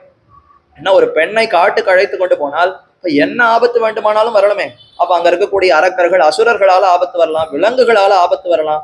அதனால அங்க உன்னை பாதுகாப்பது தான் எனக்கு பெரிய கடமையாக போய்விடும். என்னால தபஸ் செய்வதோ மற்ற தர்ம காரியத்துல ஈடுபடுவதோ முடியாதுன்னு சொல்லி பார்த்தான். அப்ப சீதை சொன்னால், ஐயோ என்னுடைய தகப்பனார் ஒரே பயப்பட போறார், அச்சப்பட போகிறார், அவர் ரொம்ப இப்ப சிரமப்பட போகிறார். ஏன்னா ஒரு ஆணுடை உடுத்திய ஒரு பெண்ணுக்கு ஸ்திரியம் புருஷ விக்கிரகம் அப்படின்னு ராமனை பார்த்து வார்த்தை தெரிவிக்கிறார். ஒரு ஆண் தோல் ஆண் உருவத்துல இருக்கக்கூடிய ஒரு பெண்ணுக்கு ஐயோ என் பெண்ணை கொடுத்து விட்டேனேன்னு என்னுடைய தகப்பனார் ரொம்ப வருத்தப்பட போகிறார். இப்படி கோழைத்தனமா பேசுறியே, ஒரே ஒரு பெண் பெண்டாட்டியான என்ன காட்டுக்கு அழைத்து கொண்டு போய் உன்னால பார்க்க முடியாதுன்னா நீ எல்லாம் எதுக்கு காட்டுக்கு போகிறேன்னு கேட்கிற மாதிரி அப்படி நேரடியா கேட்காமல் என்னுடைய தகப்பனார் மட்டும் இந்த செய்தியை அறிந்தால் ஐயோன்னு வருத்தப்படுவார். அந்த அளவுக்கு நீ நடந்து கொள்ளாதே, நிச்சயம் என்னை அழைத்து கொண்டுதான் போக வேண்டும்னு ரொம்ப வலிய கூட வந்தாளா? எதற்கு அப்படி வலிமையாக பேசி வந்தாள்னா, இதோ இந்த ராமனுக்கு தர்ம நெறியில அவன் நடத்தணுமே, அவர் பாட்டுக்க சற்று தர்மத்தை மறந்து போகக்கூடிய காலம் உண்டு. அப்படி இருக்கிற சமயத்துல கூடாது, தர்ம மார்க்கத்துல தான் போக வேண்டும் என்ன அவனை கைபிடித்து அழைப்பதற்காகத்தான் கூட வந்தாள். மேனோ அருள் பொழிய வேண்டும், அனைவரையும் கட்டாட்சிக்க வேண்டும்னு சொன்னால் சீதையோடு சேர்ந்த ராமன் தான் கட்டாட்சிப்பானே தவிர தனித்த ராமன் யாரையும் கட்டாட்சிக்க மாட்டார், தண்டனை தான் கொடுப்பார். ஆகையினாலே கூடவே தான் நான் இருப்பேன்னு சொல்லிதான் சீதை வந்தாள். இப்போ ஒரு கதை சொல்றாளாம் ராமனுக்கு. ராமா, நீ ரொம்ப நாளா கையில வில்ல பிடித்து கொண்டே வருகிறாயே, எதற்கு? எனக்கு ஒரு கதை என்னுடைய தகப்பனார் சொல்லி கொடுத்திருக்கார். ஆயுதத்தோடு நமக்கு தொடர்பு இருக்கவே கூடாது. அடிக்கடி ஒரு ஆயுதத்தோடு நமக்கு தொடர்பு இருந்தால் அப்ப ரொம்ப குரூரமான குணங்கள் நமக்கு வந்து விடுமா. அதற்கு ஒரு கதை சொல்றார் இப்ப சீதை. ராமா, என்னுடைய தகப்பன் சொல்லி கொடுத்திருக்கார், இந்த மாதிரி ஒரு ரிஷி தபஸ் பண்ணி கொண்டிருந்தார், ஆத்தங்கரையில நதிக்கரையில அமர்ந்து தபஸ் பண்ணி கொண்டிருந்தார். அப்ப அந்த ரிஷிய நல்ல பரீட்சை பண்ணணும், அவருடைய உறுதியை அசைத்து பார்க்க வேண்டும் என்பதற்காக தேவர்கள் எல்லாம் ஒரு திட்டம் போட்டு அவர்களுக்குள்ள ஒரு தேவன் ஒரு மனுஷனாக உருவெடுத்து கொண்டு ஒரு பெரிய வாழ், ரொம்ப உயர்ந்த வாழ், தங்கத்துல ஸ்வர்ணத்துல நிறைய விலைமதிப்பற்ற ஒரு பெரிய வாழ், கத்தி, அந்த பெரிய வாளை தன்னுடைய இடையில எடுத்துக்கொண்டு அப்படியே அவன் வந்தான். இது எங்களுடைய மூதாதையர்களுடைய சொத்து, ரொம்ப விலை மதிப்பற்றது, ரொம்ப ஜாக்கிரதையா பாதுகாக்க வேண்டும். ரிஷியே, உன்னிடத்துல ஒரு பிரார்த்தனை, நான் அப்படி தீர்த்த யாத்திரை போறதா இருக்கேன், போய் யாத்திரையெல்லாம் முடித்து வைத்து வந்து உன்னிடத்துல இந்த வாளை வாங்கிக்கிறேன். இதெல்லாம் எடுத்துன்னு போய் தீர்த்த யாத்திரைக்கு போலாமா? கூடாது. ஆயுதத்தோடு எதுக்கு தீர்த்த யாத்திரை? இந்த கத்தியை உன்னிடத்துல கொடுத்து விட்டு நான் யாத்திரைக்கு போறேன், திரும்பி வந்து உன்னிடத்துல வாங்கிக்கிறேன்னு கத்தியை கொடுத்துட்டு போனாராம். சரின்னு இவர் வாங்கிட்டார். வேணுமா, இவருக்கு எது கத்தி, வேற யாருக்கானு கொடுத்துட்டு போன்னு ஒரு வார்த்தை சொல்லியிருக்கலாம். சரி, ஏதோ கத்தி தானே, அப்படி வச்சுட்டு போன்னு சொல்லி வைக்க சொல்லிட்டு போக சொன்னார். அவனும் வச்சுட்டு போயிட்டான். கொஞ்ச நேரம் கண்ணை மூடின்னு இருந்தவருக்கு, ஐயோ கண்ணை மூடின்னு இருக்கிற சமயத்துல யாராவது எடுத்துன்னு போயிட்டா என்ன பண்றது, அதனால அந்த கத்தி அங்க இருக்க வேண்டாம், எடுத்து பக்கத்துல வைத்துக் கொள்ளலான்னு தூர கருத்தை தூக்கி பக்கத்துல வச்சுட்டார். பக்கத்திலேயே வச்சுட்டு இருந்தா கூட எடுத்துட்டு போனா தெரியாதே, எடுத்து மடியில வச்சுக்கலான்னு வச்சுட்டாராம். மடியிலே வச்சுட்டா கூட கண்ணை முடின்னு இருக்கிறத எடுத்துட்டு போயிட்டா என்ன பண்றது, அதனால எடுத்து கையிலேயே வச்சுக்கலான்னு கையில பிடிச்சிட்டு இருந்தாராம். கொஞ்ச நேரம் கையில பிடித்துட்டு இப்படி அப்படி அசைச்சு பார்த்தார். நன்னாதானே இருக்கு கத்தி, அதை வெட்டலாம் இதை வெட்டலான்னு ஒவ்வொன்னத்தையா வெட்ட போய் கடைசியில ஒரு பெரிய கொடூரனாக ஆகி எல்லா ஜீவர்களையும் ஹிம்சை பண்ணக்கூடிய ரொம்ப கொடுமைக்காரனாகவே மாறிவிட்டார். ரிஷியாக இருந்தவர் கையில ஒரு கத்தி கிடைத்த உடனே அத்தோடு ஒரு தொடர்பு ஏற்பட்டதினாலே ஜீவர்களை எல்லாம் ஹிம்சை பண்ணி ரொம்ப பெரிய ஒரு கொடூரனாக மாறிவிட்டான். இப்படி எனக்கு ஒரு கதையை என் தந்தை சொல்லி கொடுத்துற. இதுல இருந்து என்ன நீதி தர்மம் என்ன தெரிஞ்சுக்கணும்னா, எப்பொழுதும் ஆயுதத்தோடு தொடர்பு கூடாது. நீ என்னமோ எப்ப பாரு கையில வில்ல பிடித்து கொண்டிருக்கிறாய், எதற்கு? நாமெல்லாம் இப்ப காட்டுக்கு வந்திருப்பது ரொம்ப அமைதியா வாழணும், யாரோடும் எந்த ஹிம்சையே கூடாது, எந்த ஜீவர்களுக்கும் துன்புறுத்த கூடாது, ரொம்ப அமைதியாய் பொறுமையாய் தர்ம வழியிலே தபஸ் செய்து கொண்டு இந்திரியங்களை அடக்கி வாழணும், ரிஷிகளை போல வாழணும்னு வந்துட்டு கையில வில்லையும் அம்பையும் எடுத்து கொண்டு வந்திருக்கிறாயே, எதற்கு? ரொம்ப நாளா எனக்கு சந்தேகமா இருக்கு, இந்த பொம்மை வில், அதாவது இந்த வில்லெல்லாம் வேண்டாம், இதெல்லாம் கீழே போட்டுடு என்று ராமனிடத்துல சொன்னாராம். அப்பதான் ராமன் தெரிவிக்கிறார், என்ன சீதை, என்னை தானே பரீட்சித்து பார்க்கணும்னு சொல்லுகிறாயா? ஓஹோ, நான் அந்த ரிஷிகளுக்கு அப்பவே வாக்கு கொடுத்துட்டேன், இது வரைக்கும் ஒன்னும் 10 வருஷம் ஆச்சு, ஒன்னும் பண்ணலங்கிறதுக்காக இப்படி சொல்லுகிறாயோ? நான் கொடுத்த வாக்கை ஒரு காலம் மீறமாட்டேன். சீதா அதையும் சொன்னான், நீ எதுக்கு வம்ப வீணா விலைக்கு வாங்குற, அந்த ரிஷிகளிடத்துல போய் இப்படி வாக்குறுதி கொடுத்துட்டாயே, அசுரர்கள் அதாவது அந்த அரக்கர்கள் எல்லாம் வந்து அவர்களை எதிர்க்கிறேன்னு வாக்குறுதி கொடுத்தாயே, இதெல்லாம் கூடுமோ? கூடவே கூடாது. நாம போய் நம்ம எதிர்க்காமல் இருப்பவர்களை நாமளே போய் எதிர்த்து அவர்களிடத்துல சண்டையிடுவதுங்கிறது நமக்கு தர்மம் இல்லையே. அதனால அப்படியெல்லாம் நீ செய்ய வேண்டாம், இந்த வில்லும் நமக்கு வேண்டாம், எல்லாத்தையும் போட்டுடுன்னு சொல்ல. அப்படியெல்லாம் நான் போடுவதற்காக எடுத்துன்னு வந்திருக்கேன், தர்மத்தை நிலைநாட்டுவதற்காகத்தான் நாம் பிறந்திருக்கிறோம். நான் கொடுத்த வார்த்தையை ஒரு நாளும் மீறமாட்டேன். உன்னை விட்டாலும் விடுவேன், லக்ஷ்மணனை விட்டாலும் விடுவேன். நதி பிரதிஜாம் சம்ஸ்ருத்திய பிராமணேபியோ விசேஷதா, உயர்ந்த அந்தணர்கள் பிரம்ம ஞானிகளுக்கு கொடுத்த வாக்குறுதியை ஒரு நாளும் மீளமாட்டேன். கண்டிப்பா அவர்களுக்கு கொடுத்த அபயம் கொடுத்ததுதான். நிச்சயமாக இந்த அரக்கர்களை முடித்து நான் நிச்சயமா அவர்களுக்கு ரட்சணத்தை செய்வேன், இதுல உறுதியுடையவன் நான் என்று தன்னுடைய உறுதியை வெளியிட்டாராம். அதை கேட்டு சீதைக்கு மிகுந்த ஆனந்தம். சரி சரி, நாம ஏதோ 2 வார்த்தை சொல்லி இவரை இந்த இந்த காரியத்துல எப்படி இருக்காருன்னு பரீட்சிக்கலான்னு பார்த்தால் ரொம்ப அவர் தேறி விட்டாரே, நன்றாகத்தான் வார்த்தை சொல்லி இருக்கிறார். அப்ப இனிமே அரக்கர்களுடைய முடிவு நிச்சயம் உண்டு, இந்த ரிஷிகள் நன்கு காக்கப்படுவார்கள் என்று பிராட்டி தெம்பாக இருந்தாளாம். அதே சமயத்துல இப்போ 10 ஆண்டுகள் கழித்த பின்னர் அங்கிருந்து அடுத்து பஞ்சவட்டிங்கிற இடத்துக்கு போகலாம்னு கிளம்ப போகிறார் அகஸ்திய முனிவர். அடுத்து அகஸ்திய ரிஷி, ஒவ்வொரு ரிஷியா பார்த்தாச்சா. இறுதியாக அகஸ்தியர், அவருடைய தம்பி சுதர்சனர் என்று திருநாமம். அந்த 2 ரிஷிகளுடைய ஆசிரமத்துக்கு போய் அங்க போய் அவர்களை வணங்கினார்கள். அப்ப அகஸ்தியர் ஒரு பெரிய சிறந்த வில்லை கொடுத்தாராம். அதுதான் சார்ங்கம்ங்கிற வில், சார்ங்கபாணி. இன்னைக்கும் திருக்குடந்தை ஆறாமுதன சார்ங்கபாணி பெருமாள்னு சேவிக்கிறோமே, அந்த கையில பிடித்திருக்கக்கூடிய சாரங்கம், அந்த சாரங்கத்தை வைகுந்தத்துல எம்பெருமான் எப்பொழுதுமே பிடித்து கொண்டுதான் இருக்கார். ஆனா இப்ப மனுஷனாக சேர ராமாவதாரத்துல எப்பொழுது அவருக்கு அந்த வில் கிடைத்ததுன்னா அகஸ்திய முனிவர் தான் வில்லை கொடுத்தாராம். இனிமே இந்த வில்லை பற்றி கொண்டிரு, ராட்சசர்கள் யார் வந்தாலும் இந்த வில்லை கொண்டு அவர்களையெல்லாம் நீ திறம்பட ஜெயிப்பாய், உன்னுடைய ஆற்றல் நன்றாக விளங்கும் என்று அகஸ்திய முனிவர் அருளினார். அதற்கப்புறம் அங்கிருந்து பிரார்த்தித்தார். சரி, எனக்கு அடுத்து வசிப்பதற்கு மேற்கொண்டு ஒரு இடம் வேண்டும், நல்ல ஒரு இடத்தை சொல்ல வேண்டும்னு கேட்க, இதோ பஞ்சவட்டியின் அழகா இடம் இருக்கிறதே. பஞ்சவட்டி, வடமரங்கள். வடமரங்கள்னா ஆளிலை மரங்கள். வடபத்ரசாயி, ஆளிலை கண்ணன், ஆளிலையில ஆழம் தளிர்ல சயனித்துக் கொண்டிருக்கிற பெருமான் தான் வடபத்ரசாயி. பஞ்சவட்டி என்றால் வட விருட்சங்கள், 5 ஆலமரங்கள் சேர்ந்து ரொம்ப பெரிய விஸ்தரமான ஒரு இடமா இருக்குமா. 5 ஆலமரங்கள் சேர்ந்து ஒரு பெரிய ஊர், கிராமத்தை போல அவ்வளவு அகன்று பறந்து விரிந்திருக்கக்கூடிய இடம். அந்த இடத்தை அகஸ்தியரை காண்பித்து, அங்கு நீங்கள் போய் தங்கிக் கொள்ளலாம், அங்கு உங்களுக்கு வேண்டிய சிறந்த காய்கனிகள், நல்ல நதிகள், குளங்கள் எல்லாம் மனதை கவரக்கூடிய எல்லா விஷயங்களும் ரொம்ப அழகாக அமைந்திருக்கும், அங்கு போய் மீதமுள்ள நாட்களை கழிக்கலாம். ஆயிடுத்து, இப்ப 10 வருஷம் ஆயிடுத்து. முன்னாடி 2 வருஷம் 12, அதாவது 12 வருஷத்துக்கிட்ட இவர்கள் கழித்து விட்டார்கள். இனி மேற்கொண்டு மீதம் இருக்கக்கூடிய காலத்தை பஞ்சவட்டியில கழித்து கொண்டு போகலாம்னு அகஸ்தியர் சொல்ல, அவ்விடத்துல இப்ப பஞ்சவட்டியை நோக்கி வருகிறார். வருகிற சமயத்துல அங்க ஒரு பர்ணசாலையை கட்ட சொல்லுகிறார். ஏற்கனவே சித்திரக்கூடத்துல ஒரு பர்ணசாலை அமைக்க சொன்னார், அதே மாதிரி இங்கேயும் பர்ணசாலை அமைக்க சொன்னார். லக்ஷ்மணரும் அழகாக பர்ணசாலை அமைத்து கொடுக்க ஆச்சரியமா அதுல தங்கி கொண்டிருக்கிறார்கள். அந்த சமயத்துலதான் இப்ப அடுத்த திருப்பு முனை. இது வரைக்கும் நன்னா ஆச்சு, 14 வருஷத்துல 12 வருஷத்துக்கு மேல கழிச்சாச்சு, 13 வருஷத்து வரைக்குமே கழிச்சாச்சு. இது 13வது வருஷம் அங்க பஞ்சவட்டியில வாழ்ந்து கொண்டிருக்கிறார்கள். ஆனா ஒண்ணுமே நடக்கலையே. தேவர்களுடைய சரணாகதிக்காக என்ன செய்தார்? ரிஷிகளிடத்துல போய் போய் தர்மத்தை கேட்டாரே தவிர ஒரு அரக்கன் ஒரு அசுரனை கூட இன்னும் முடிக்கவே இல்லை. இப்ப அது எப்ப நடைபெற போகிறது? ஏதான அரக்கர்கள் அசுரர்களோடு ஒரு மோதல், ஒரு ஏதோ ஒரு சண்டை, ஏதோ ஒன்று ஏற்பட்டால் தான் நடக்கும். அதற்கு வாய்ப்பே இல்லாமல் போய் கொண்டிருந்தது. இதற்கு முன்னாடி ஒண்ணு நடைபெற்றது, அதை சொல்ல மறந்துட்டேன். விராதன் என்ன ஒருத்தன், அவர் தண்டகாரியணத்துக்கு புறப்படு உள்ள நுழைகிற சமயத்திலேயே விராதன் ஒரு பெரிய கோரமான உருவத்தோடு ஒரு பெரிய அரக்கனை போல ஒருத்தன் இருந்தான். அவன் பெரிய நீளமான கைகள் கொண்டிருந்தான். அந்த கைகள் வளருமா, எத்தனை மைல் தூரத்துக்கு வேண்டுமானாலும் கைகள் வளரும். அந்த கைகளாலே சீதை, ராமன், லக்ஷ்மணர் அப்படி 3 பேர் நடந்து கொண்டு போயிருக்கிற சமயத்துல சீதையை மட்டும் அப்படி கைகளால் அணைத்து கொண்டு உயர தூக்கி கொண்டு ஓட ஆரம்பித்தான்.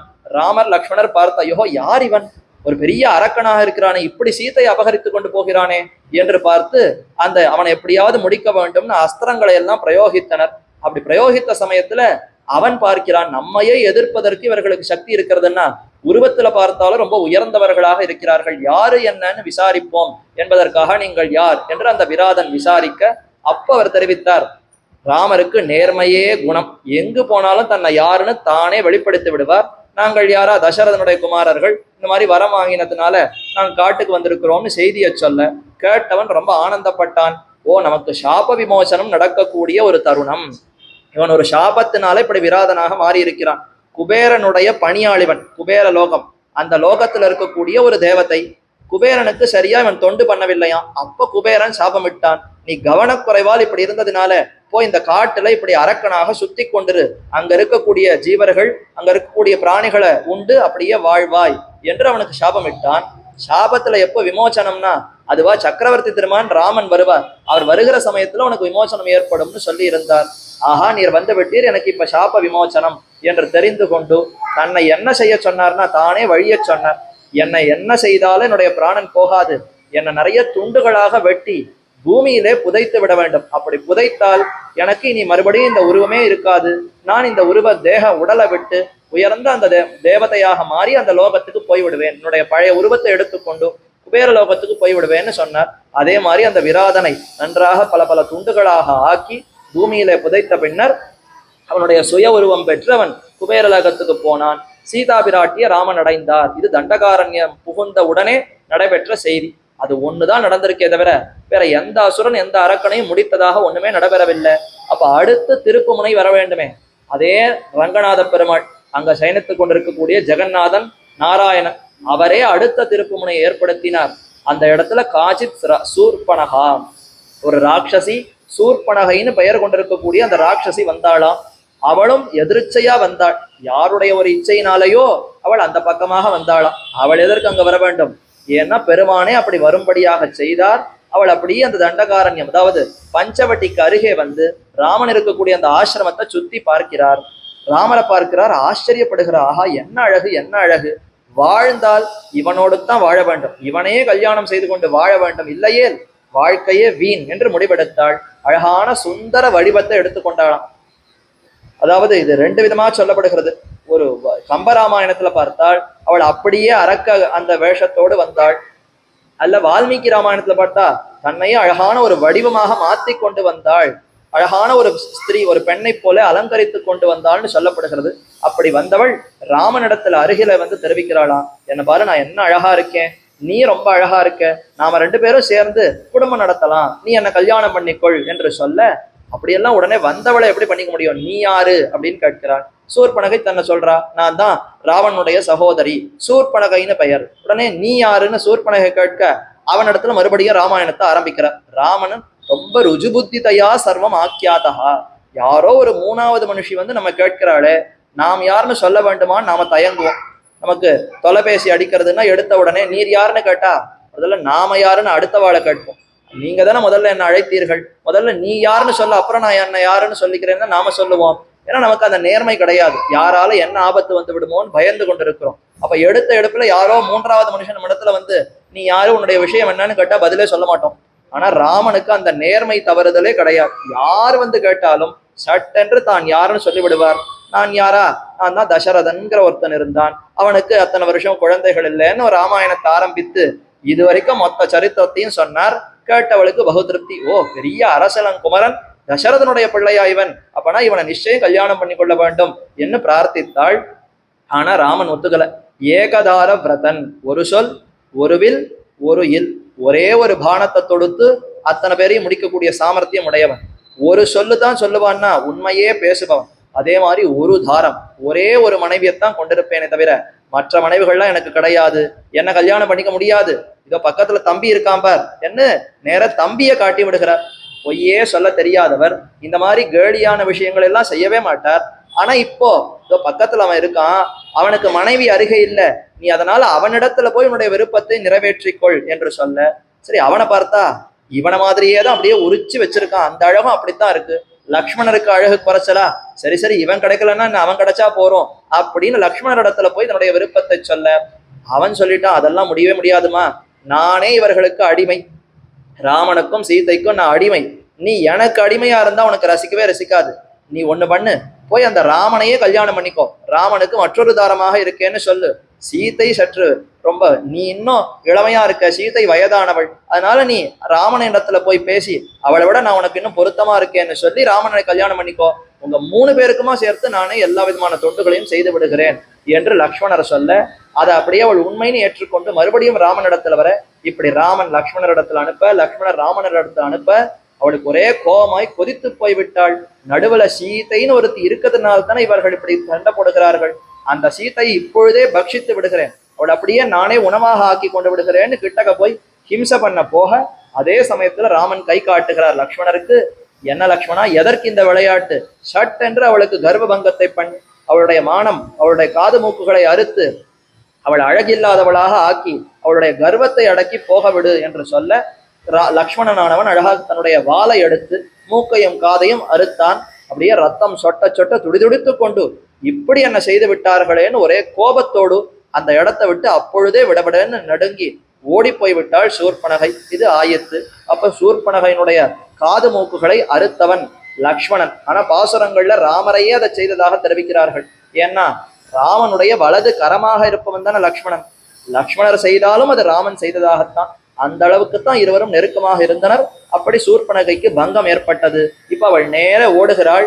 தன்னுடைய தம்பிமார்கள், தன்னுடைய அண்ணன்மார்கள், கரன், தூஷணன், திரிசரன், எத்தனையோ அசுரர்கள், இவர்களெல்லாம் ராவணனுக்கு உறவுக்காரர்கள், ராவனுடைய ஒரு ஒரு விதமான தம்பிகள் தான். அதனால முதல்ல ராவண இடத்துல போறதுக்கு முன்னாடி இவர்களிடத்துல எல்லாம் போய் விண்ணப்பித்தாராம். கரன்கிற அசுரன் இடத்துல போய் தெரிவிக்கிறாள், இந்த மாதிரி ஆயிடுத்து, ஒரே ரத்தம் சொட்ட சொட்ட வருகிறா. கரன் பார்த்துட்டு, என்னம்மா இப்படி வருகிறாளே, யாரால இந்த கோரமான ஒரு நிகழ்ச்சி உனக்கு ஏற்பட்டது, யார் இப்படி உன்னை பண்ணிவிட்டாள்னு கேட்க சொல்ல ஆரம்பிக்கணும். என்ன சொல்லியிருக்கணும்? அதுவா, ராமன் லக்ஷ்மணன் 2 பேர் இருந்தா அவளாலத்தான் நடந்ததுன்னு சொல்லியிருக்கணுமா? அப்படி சொல்லவே இல்லை.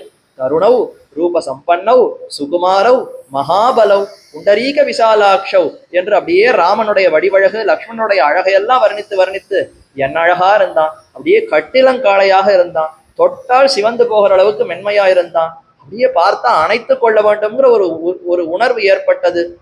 அப்பேற்பட்ட அழகு அழகு அழகுன்னு அதை வர்ணித்து இதெல்லாம் கேட்டுட்டு இருக்கிற காரனுக்கு அப்படியே மண்டை வடிக்கிற மாதிரி இருக்கு. இப்படியெல்லாம் இவ பேசுவதே கிடையாது. எதை சொன்னாலும் கொட்டு குள்ளு சாப்பிடு, இப்படித்தான் அவளுக்கு சொல்லி சொல்லியே பழக்கம். ஆனா எப்படி இருப்பவள் போய் ஒரே அழகா வர்ணிக்கிறாளே. நான் என்ன கேட்டேன், யாரால இவளுக்கு காது மூக்கி இப்படி அறுபட்டதுன்னு தானே கேட்டேன். அதற்கு பதில் சொல்லுவதை விட்டுட்டு யாரையோ வர்ணித்து கொண்டிருக்கிறாளே. அவளை பிடித்து உலுக்கி, என்ன ஆச்சு, யாரால உனக்கு இந்த ஆபத்தையே, அதை சொல்லுன்னா என்னத்தையோ வர்ணிச்சுட்டு இருக்கியே, இதெல்லாம் கேட்கவே முடியலையே, என்ன சொல்லுகிறாய் சொல்லுன்னு சொன்ன உடனே, அதுவா, இப்படிப்பட்ட ராமன், இத்தனை பேரழகோடு கூடி இருக்கக்கூடிய ராமனும் லக்ஷ்மணனும் என்னுடைய காது மூக்கு அறுத்தார்கள் என்று சொன்ன உடனே, அப்படியா, ஒரு சாமானிய மனுஷன் அவனுக்கு இப்படி ஒரு கோரமான ஒரு கஷ்டத்தை கொடுத்துட்டான், அவனை விட்டேனா பார் என்று சொல்லி முதல்ல 14 அரக்கர்களை அனுப்பினான். அந்த 14 அரக்கர்கள் தேடிக்கொண்டு வந்தவுடனே ராமனும் லக்ஷ்மணனும் பார்த்து, இவர்களை நானே முடித்து விடுகிறேன்னு லக்ஷ்மணர் சொல்லி அந்த 14 அரக்கர்களையும் ஓட்டி அனுப்பினான். அவர்கள் யாரும் திரும்பி வரவில்லைன்னு தெரிந்து சூர்பனகை அவளோட சேர்ந்து வருகிறாள். வந்தவள் பயந்து கொண்டு மீண்டும் கரனிடத்துல போய் தெரிவிக்கிறாள், நீ அனுப்பின அரக்கர்கள் ஒன்னுத்துக்கும் பிரயோஜனம் இல்லை, போய் அத்தனை பேரும் அங்கேயே மாண்டார்கள் என்று சொல்லி சூர்பனகை மீண்டும் சொன்ன உடனே, அப்படியா, 14,000 அரக்கர்களை அனுப்புகிறேன். முதல்ல 14 பேர் அனுப்பினா போறலையா, 14,000 அரக்கர்களையும் அனுப்புகிறேன்னு அத்தனை பேரையும் அனுப்பினா. அத்தனை பேரையும் ராமன் தனி ஒருவனாக நின்று சண்டையிட்டானா. இந்த தடவை லக்ஷ்மணர் அனுப்பல, நானே பார்த்துக்கிறேன், நீ சீதையை பாதுகாவலாக இருந்து கொண்டு அவளை ரட்சித்துக் கொண்டிரு, நான் சென்று இந்த அரக்கர்களை எல்லாம் ஒரு கை பார்த்து முடித்து விடுகிறேன் என்று சொல்லி 14,000 அரக்கர்களையும் முடிக்கிறான். ஒரு பக்கம் ஏகஸ்ய ராமோ தர்மாத்மா, தர்மமே வடிவெடுத்தவன் ஒரு பக்கம் இருக்கிறான். அதர்ம உருவாக மற்ற அரக்கர்கள் அத்தனை பேரும் 14,000 பேர் ஒரு பக்கம் இருக்கா. தேவர்கள்லாம் பார்த்து பயப்படுறா, ஐயோ ராமன் தனி ஒருவனாக இப்படி இருக்கிறானே, என்ன ஆபத்து வந்து விடுமோ தெரியலையே, இத்தனை அரக்கர்களால் அவனுக்கு எந்த கண்ணெச்சல் படக்கூடாது, எந்த ஆபத்தும் வரக்கூடாது, இவன் சௌக்கியமா இருக்க வேண்டுமேன்னு எல்லோரும் மனதாலே பல்லாண்டு பாடிக்கொண்டிருக்கிற அதே சமயத்திலே ராமன் ரொம்ப ஆச்சரியமாய் எந்த சகாயமும் இல்லாமல் தனி ஒருவனாக அசகாய சூரனாய் அனபாய சாகசனாய் தானே அத்தனை அரக்கர்களையும் முடித்தான். அதுல ஒத்தனை மாத்திரம் மிச்சம் வச்சான், கரன் தூஷணன் இத்தனை பேரையும் முடித்தான். முடித்த பிற்பாடு அதுல அகம்பனன் என்று ஒருத்தனை மட்டும் மிச்சம் வச்சானா. அந்த அகம்பனன்கிற ஒருத்தன் மட்டும் போய் இப்ப ராவணன் இடத்துல போய் செய்தி சொன்னான். அதற்கு பின்னர் தான் ராவணனுக்கு இந்த செய்தியே போய் சேர்ந்தது. மேற்கொண்டு சூர்பனகையும் போய் தெரிவிக்கிறாள், இந்த மாதிரி கரண் தூஷணன் முதலான இத்தனை அரக்கர்களையும் அழித்து விட்டான் ராமன். அந்த ராமனால நான் இப்படி மானபங்கப்படுத்தப்பட்டேன். அவளுக்கு அழகான ஒரு மனைவி இருக்கிறாள், சீதை, பேரழகி, உனக்கு மனைவின்னு இருக்கணும்னா அவள் தான் மனைவியாக இருக்கணும்னு ராவணனுடைய மனசுல காமத்தை வளர்க்கிறான். தேவையில்லாத அந்த காமம், தவறான அந்த இடத்துல ஒரு விருப்பத்தை வளர்த்து நீ கண்டிப்பா அந்த சீதையை அடைந்தே தீர வேண்டும்னு ராவணனை கிளப்பி விட அவன் உடனே பார்க்கிறான், அப்படியா, அப்படின்னா நிச்சயம் போய் சந்தித்து எப்படியான அந்த சீதையை கவர்ந்து விட வேண்டியதான்னு அவன் யோசித்தான். மாரீச்சன் அவனுக்கு மாமா. இந்த மாரீச்சனை ஏற்கனவே பார்த்தோமே, தாட்டகை, அவனுடைய பிள்ளைகள் தான் மாரீச்சன் சுபாகு. தாட்டகையை அழித்தார், சுபாகுவை அழித்தார், மாரீச்சன் ஒருத்தனை மிச்சம் வச்சாரா, அது இப்ப ஆபத்தா போறது. அந்த மாரீச்சனை இப்ப இந்த ராவணனானவன் போய் கேட்கிறான், நீ எப்படியாவது எனக்கு துணை புரிய வேண்டும், ஏன்னா அவன் நல்ல இந்த மாய வித்தைகள் புரிவதில் அவனுக்கு ரொம்ப சக்தி உண்டு. நீ மாயமா எத்தியானும் பண்ணி ராமனிடத்திலிருந்து அந்த சீதையை தனியா ஆக்கிடு, நான் அந்த சீதையை கவர்ந்து வந்து விடுகிறேன்னு சொல்லுகிறான். அப்ப மாரீச்சன் நிறைய உபதேசிக்கிறான், வேண்டாம் ராவணா, இப்படி எல்லாம் செய்யவே செய்யாதே. அந்த ராமனை நான் பிரம்மச்சாரியா இருக்கிறச்ச போய் சந்திக்கிறச்சையே அவனுடைய அடியை என்னால தாங்க முடியல. அப்புறமேயம் ஹி தத்தேஜா எஸ்எஸ்ஆ ஜனகாத்மஜா. இப்ப அவனுக்கு திருக்கல்யாணமாகி பிராட்டியோடு சேர்ந்து வேற இருக்கிறான். அவனிடத்துல அடிபட்டால் இனி மீளவே முடியாது. அப்ப சின்ன பிராயத்துல அவனிடத்துல அடி வாங்கியே எனக்கு என்ன பயம்னா, எங்க திரும்பினாலும் அப்படியே ராமனா ராமனா ராமனான்னு அந்த அளவுக்கு ஒரே பிரமம் பிடித்து பயந்து போய் கிடக்கிறேன். ரேங்கிற எழுத்துல ஏதேனும் சொல்லு, யாரானும் பேச ஆரம்பிக்கிறச்ச ரேங்கிற எழுத்துல ஏதோ சொற்களை சொன்னால் கூட ராமனா என்ன திடுக்கிட்டு அந்த அளவுக்கு பயந்து போயிருக்கிறேன். வேண்டாம் வேண்டாம் எவ்வளவோ சொல்லி பார்த்தான், கிடையவே கிடையாது, நீ போய் எனக்காக செய்துதான் ஆக வேண்டும் என்று மாரீச்சனை வற்புறுத்த, ஐயோ பாப்பியான இவன் கையால தண்டனையை பெறுவதை விட ராமனுடைய திருக்கையால நம்முடைய பிராணன் போவது மேல் என்று நினைத்தவன் இசைந்தான். சரின்னு நான் போறேன், ஒரு தங்க மானாக பொன் மானாக அப்படியே அந்த ஆசிரமத்துக்கு பக்கத்துல போகிறேன், நீ அதுக்கப்புறம் என்ன பண்ணிக்கணுமோ பண்ணிக்கோ என்று சொல்லி மாரீச்சனானவன் தங்க மானாக மாறி அந்த சீதை அவர் ராமன் அவர்கள் வசிக்கக்கூடிய இடத்துக்கு பக்கத்துல அப்படியும் இங்கும் அங்குமாக துள்ளி ஓடினான். ஆனால் அந்த அந்த மான் அப்படி பொன்மானாக ஓடுற சமயத்துல என்ன ஆச்சுன்னா, பக்கத்துல இருக்கக்கூடிய எந்த மான் கூட்டங்களும் இந்த மானை சேர்த்துக்கவே இல்லை. என்ன ஒரே அசுர வாசனை, அசுர கந்தம் வீசித்தனால மற்ற மான்கள் எல்லாம் இந்த மானோடு சேரவே இல்லையா. இதைத்தான் அழகா வியாக்கியானத்துல காட்டுகிறார்கள். பெருமான் வராக அவதாரம் எடுத்தார், மானமிலா பண்ணியாம் தேசுடைய தேவர் திருவரங்க செல்வனார்னு நாச்சியார் திருமொழியில ஆண்டாள் தெரிவிக்கிறாள். அப்ப எம்பெருமான் வராக அவதாரம் எடுத்த பொழுது உலகத்துல இருக்கக்கூடிய பன்றிகள் எல்லாம் போய் பெருமான் இடத்துல மோதித்தான். இது கூட எங்க கூட்டத்துல ஒரு பன்றி தான் அப்படின்னு வித்தியாசமே பார்க்காமல் அந்த பன்றிகளோடு ஒன்றாக ஒன்றாக மற்ற பன்றிகள் எல்லாம் வந்து மோதி விளையாடித்தான் மற்ற பன்றிகள் எல்லாம். பரமாத்மா சர்வேஸ்வரன் அவர் பன்றியா வந்து பிறந்த சமயத்துல யாருமே அவர் வேறுபாடு வித்தியாசமே பார்க்காமல் மற்ற பன்றிகளும் இதுவும் நமக்குள்ள ஒரு பன்றிதான்னு போய் சேர்ந்து அப்படி விளையாடித்தா. ஆனால் இந்த மாரீச்சன் அசுரன் அவன் ஒரு மானாக மாறின சமயத்திலே, ஐயோ இது நம்ம கூட்டத்துல சேர்ந்தவனே கிடையாது, இது ஏதோ மாயாவி அரக்கன் கொல்லாதவன் இங்க மானாக வந்திருக்கிறான், இவனோட சேரக்கூடாதுன்னு மற்ற மான்கள் எல்லாம் அறிந்து சேரவே இல்லையாம். அப்ப சர்வேஸ்வரன் எவ்வளவு பெரியவனாக இருந்தாலும் அத்தனை தாழ்ந்தவர்களோடு ஒன்றாக கலக்கிறான். அது வேறு யாருக்குமே கிடையாது, அவன் ஒருவனுக்கே இருக்கக்கூடிய தன்மை. அதை போல இந்த மாரீச்சனானவன் மானாக மாறின சமயத்துல எந்த மான்களும் அருகே வரல. ஆனால் சீதை அந்த மானை பார்த்து மிகுந்த ஆசை கொள்ளுகிறாள்.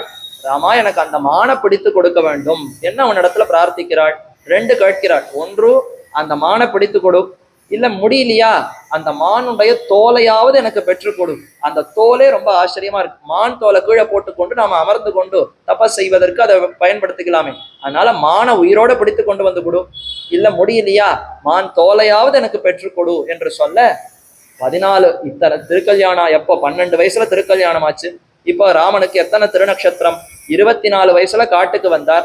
ஆயிப்போச்சு, இன்னும் ஒரு 10-13 வருஷங்கள் சேர்ந்து விட்டது. கிட்டத்தட்ட 38 வயசா எடுத்து ராமனுக்கு. இவ்வளவு வருஷமா கல்யாணம் ஆகி ஒண்ணு கூட என்னிடத்துல ஆசையா என்னுடைய மனைவி கேட்டதே இல்லை. இப்பதான் முதல் தடவை வாயை திறந்து ராமா எனக்கு அந்த மான் வேண்டும்னு கேட்டிருக்கிறாள். அப்படின்னா நான் நிச்சயம் அதை பெற்று கொடுத்தே ஆக வேண்டும் என்று உறுதி கொண்டவனாய் லக்ஷ்மணர் இடத்துல தெரிவித்தாராம். லக்ஷ்மணா நீ இங்க இருந்து சீதையை பாதுகாத்து கொண்டிரு, நான் போய் அந்த மானை பிடித்து கொண்டு வருகிறேன்னு சொன்னார்.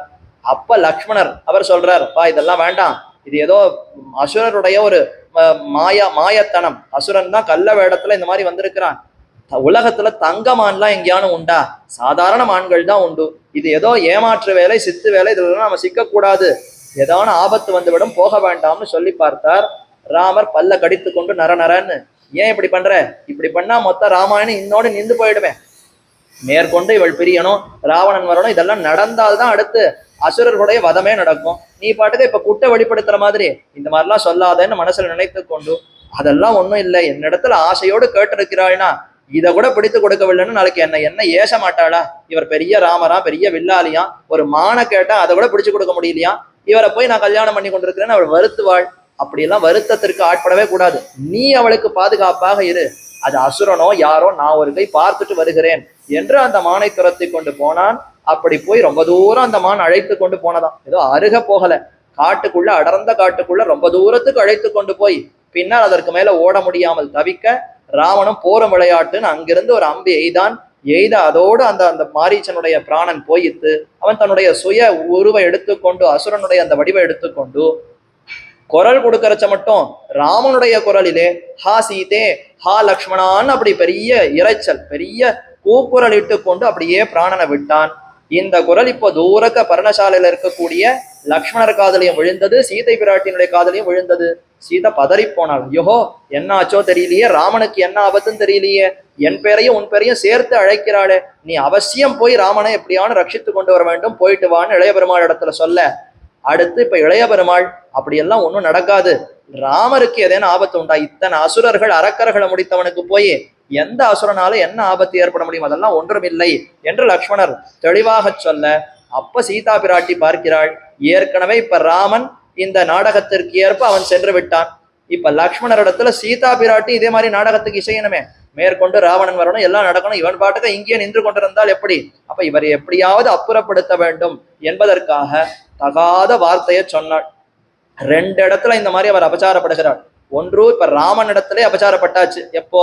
முதல்லயே ஸ்திரியம் புருஷ விக்கிரகம், ஒரு பெண் ஆணுடை உடுத்திய ஒரு பெண்ணுக்கு என்னுடைய தகப்பனார் பெண்ணை கொடுத்தாருன்னு வருத்தப்பட போகிறார்னு ராமர் எப்பேற்பட்டவர், அவருடைய வீரம் எப்பேற்பட்டது, அவரை பார்த்து கேலி செய்யற மாதிரி ஒரு ஆணுடை உடுத்திய பெண்ணோ நீர்னு பேசினாரா, அது ஒரு அபச்சாரம். அது பகவத் அபச்சாரம், பெருமான் இடத்துல பட்ட அபச்சாரம். அதை கூட பெருமான் பொறுத்து விடுவார்.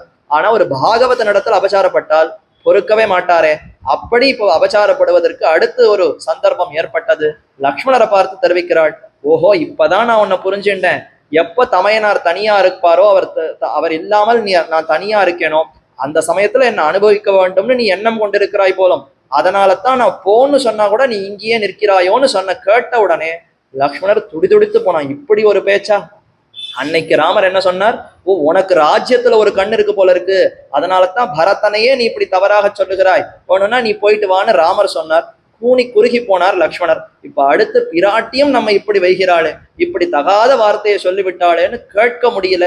ஆனாலும் என்ன பண்ணுவது, பிராட்டி இதற்கு மேல அடுத்த வார்த்தை சொல்லுவதற்குள்ள சரி விடைபெற்றுக் கொள்ளுகிறேன், நீ ஜாக்கிரதையா இருக்க வேண்டும்னு எச்சரிக்கை பண்ணி கொண்டு, நீ யார் வந்தாலும் எது வந்தாலும் ஷட்டென்று அப்படிலாம் வெளியில வந்து எல்லோரையும் நம்பி விட வேண்டாம், உள்ளுக்குள்ள இருக்க வேண்டும்னு சொல்லிவிட்டு போய் வருகிறேன்னு கிளம்பி வந்தார். அப்படி கிளம்பி நேர ராமனை தேடிக்கொண்டு வந்தால் பாதி தூரத்துல ராமனை இப்ப திரும்பி வருகிறார். அவருக்கு துர்நிமித்தங்கள்லாம் தெரியுது. அப்படி எல்லா இடத்துலையும் ஒரே கழுதைகள்லாம் சத்தம் இடுகின்றன, கழுகுகள்லாம் சத்தம் இடுகின்றன, நிறைய ஒரே தீப்பொறியா பறக்கிறது. இதெல்லாம் பார்த்து ஏதோ தவறு நடக்க போறது, ஏதோ ஆபத்து நடக்க போகிறதுன்னு அவர் தேடிக்கொண்டிருக்கிறார். அதே சமயத்தில் லக்ஷ்மணர் பிரிந்த சமயத்துல இப்ப ராவணன் கபட சந்நியாசியாக, கபடமாக கள்ளத்தனமாக தன்னையே ஒரு சன்னியாசி கோலத்துல ஆக்கி கொண்டு பிக்ஷுவாக சீதா பிராட்டி அபகரிக்க வந்தான். ஒரு சன்னியாசி வந்திருக்கிறார்னா அதிதி வந்திருக்கிறவரை வணங்கி பூஜிக்க வேண்டுமே, அவரை அழைத்து அமர்த்தி உணவெல்லாம் விட்டு எல்லாம் செய்தாள். ராவணன் அவன் இடத்துல கேட்கிறார், நீ யாருமா, எதற்காக இங்க தங்கி இருக்கிறாய், தனித்து இருக்கிறாயோ, யார் என்னன்னு கேட்க. அப்படியே நேர்மை புத்தி, ராமனுக்கு என்ன புத்தியோ அதே தானே இவளுக்கும். நான் யார், நான் ஜனக குலத்துல பிறந்தேன், ராமனுக்கு வாழ்க்கப்பட்டேன்னு தன்னுடைய சரித்திரத்தை எல்லாம் மொத்தத்தையும் தெரிவிக்கிறாள். கேட்ட பிற்பாடு நீ யாருன்னு அடுத்துதான் கேட்கிறார். எவ்வளவு நேர்மை, தாங்கள் யாருன்னு முதல்ல சொல்லிவிட்டு அடுத்து நீ யாருன்னு கேட்ட. அப்ப ராவணன் தன்னை வெளிப்படுத்தி கொண்டான், நான் தான் ராவணன், அசுரர்கள் அரக்கர்களுக்கெல்லாம் தலைவனாக இருக்கிறேன், நீ எனக்கு கூடவே இருந்து என்னுடைய பத்தினியாக இருக்க வேண்டும், அத்தனை என்னுடைய மற்ற பத்தினிமார்கள் மனைவிமார்கள் எல்லாம் உனக்கு அடிமையாக ஆக்கி விடுகிறேன், என்னோடு நீ சேர்ந்து இன்புற்று இருக்க வேண்டும் என்று கேட்க. சி, இப்படிப்பட்ட ஒரு தாழ்ந்த புத்தியோடு நீ வந்திருக்கிறாயா, என் ராமன் எங்கே, நீ எங்கே, ஒரு நாளும் நான் உனக்கு இசைய மாட்டேன்னு எவ்வளவோ சொல்லி பார்த்தாள். ஆனாலும் வலிய சீதா பிராட்டியினுடைய தலை மயிர், அந்த முடிய தன்னுடைய ஒரு கைகளால் அப்படி சுத்தி கொண்டு அவளுடைய இடைக்கு கீழே இருக்கக்கூடிய பிரதேசத்துல தன்னுடைய அந்த துணியில அவள் வஸ்திரங்கள் உடுத்தி கொண்டிருக்கிறாளே, அந்த வஸ்திரத்துல மற்றொரு கையை வைத்துக் கொண்டு அப்படியே அவளை அனாயாசமாக அப்படி தூக்கி கொண்டு போய் தன்னுடைய புஷ்பக விமானத்துல அமர்த்தி கொண்டு ஆகாச மார்க்கத்துல சஞ்சரிக்க பார்த்தான். ஓவோன்னு அலறிக்கொண்டு கூக்குரல் இட்டு கொண்டு அழுது கொண்டு அலத்தி கொண்டு, இப்படி நடக்கிறதே இப்படி நடக்கிறதே, யாருமே இதை தட்டி கேட்பதற்கு அருகே இல்லையே, இவன் ஒரு பேடியாக ராமனும் லக்ஷ்மணும் அருகே இல்லாத சமயத்துல இப்படி நடந்து கொள்ளுகிறானே என்று மிகவும் வருந்தினாள். அப்பதான் ஜட்டாயுங்கிறவர் தூரக்கிருந்து பார்க்கிறார். இந்த ஜட்டாயுவானவர் பஞ்சவட்டிக்கு வருகிற சமயத்திலேயே முதல்லையே ஒரு தடவை சந்தித்தார். அப்போ அவர்கள் பஞ்சவட்டிக்கு நுழையிற சமயத்துல தூரக்க இந்த கழுகரசன் ஜட்டாயு ரொம்ப வயதானவர். தசரதனுக்கு எத்தனை வயசோ அத்தனை வயசு இந்த ஜட்டாயு மகாராஜருக்கு. அவர் அப்படி படுத்து கொண்டிருக்கிறார். முதல்ல இவர்கள் நுழைந்து பார்த்த உடனே இது யாரோ ஒரு அசுரன் போல இருக்கிறதே என்ன அப்பொழுது சந்தேகித்தனர். அப்ப அந்த ஜட்டாயு இவர்களை கூர்ந்து பார்த்து, ஓ இவர் நம்முடைய தசரதனுடைய பிள்ளைகளா, நம்முடைய நண்பர் தசரதனுடைய குழந்தைகள்னா நமக்கும் குழந்தைகள் போலத்தானே என்று அவர்கள் அழைத்து, பயப்பட வேண்டாம், நான் தசரதனுடைய நண்பன், உங்களுக்காக இங்க நான் உங்களுக்கு காவலுக்காக இருக்கிறேன், இந்த பஞ்சவட்டிகளையே நீங்கள் தங்கலாம், உங்களை எல்லா நேரத்திலும் நான் பார்த்து கொண்டிருக்கிறேன் என்று அப்பொழுதே வாக்குறுதி கொடுத்தார். ராமனும் மிகுந்த ஆனந்தப்பட்டார். தந்தையினுடைய கோல், தசரதனுடைய செங்கோலுக்கு கீழே வாழ வேண்டும்னு ஆசைப்பட்டேன், அதுதான் கிடைக்கல. அவர் மரணித்து போனார்.